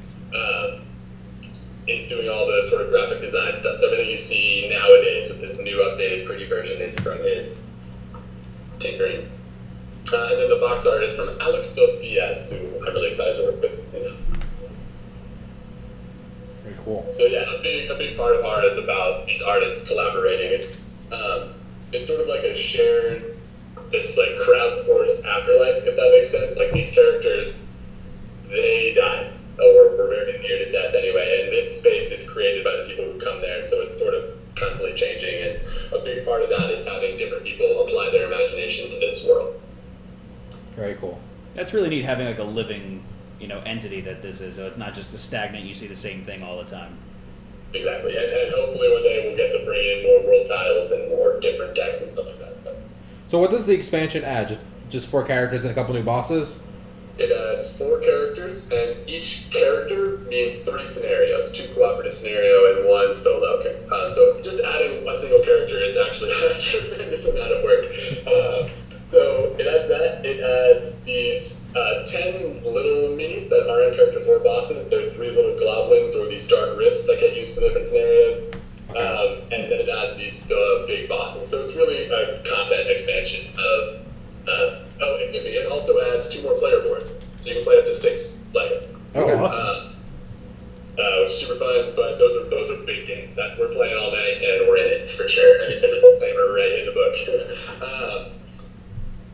But it's got some of my favorite scenarios in it, which involve, like I was saying before, one player becoming corrupted. So halfway through the game, it starts becoming this 1 versus many version instead of everyone on the same team. And some of those characters have my favorite mechanics, so I'm really excited about it. So do you have a lot of expansions in the works for this, or? So we were originally thinking about splitting that up and making them little boxes, but sort of due to the nature of this being kind of a smaller print run, sort of a limited edition first run at this, we kind of put it all into 1 box. We were just like, screw it, let's go for it. Hopefully, if the Kickstarter keeps going, we have a micro game for Hara. It was actually the very first iteration of what the game was back in 2014. It's sort of a side standalone mini game. It's kind of a prequel to the whole thing. So that's not really an expansion, but it's an entry into the universe. Very cool. All right. So is there anything else about Champions of Hara that you'd like to talk about for now, Walter? Or if not, we can. It's funding right now, and we need all the help we can get. So even if you can't afford to back the game right now, I know there's lots of wonderful games on Kickstarter all the time, but you can still help the campaign grow by liking our Facebook pages, liking the BGG page and the photos, sharing this stream and all our other posts. There's a lot of things you can do that don't involve you spending money to help Hara become bigger and better. So I know TP just posted the link in chat there. Everyone go check it out. Currently live on Kickstarter. How much time do you have left, Walter? We have, after tonight, we'll have 6 more days. Fantastic. So pulling into the home stretch, and we're really excited to see this game doing well. Awesome. Thank you. Well, guys, thank you so much for playing. As always, I'm psyched to see you guys finish Z-Poc in another week or so. But it was nice to take a break from zombies and squish some weird stuff for once. Very cool. Thank you so much for joining us, Walter. And everyone that's watching at home, stay tuned. We're going to go into our honest review section where we talk about what we liked about the game in just a minute. But other than that, again, thank you so much for joining us, Walter. We will see you later. Take care. You guys are awesome. Thanks for your time. Bye-bye. Bye. And for everyone watching at home, again, stay tuned. We're going to do our honest review section where we talk about what we liked about the game, what necessarily wasn't our favorite part of it, but how we would change it if given the opportunity. But stay tuned for that. We would like to point out that this stream and all this week's streams are sponsored by Champions of Hara by Greenbrier Games, as well as Legend of Korra Pro Bending Arena by IDW. Stay tuned. I'm Matt. I'm Josh. I'm Aaron. I'm the disembodied voice of TP. Very good. Bye.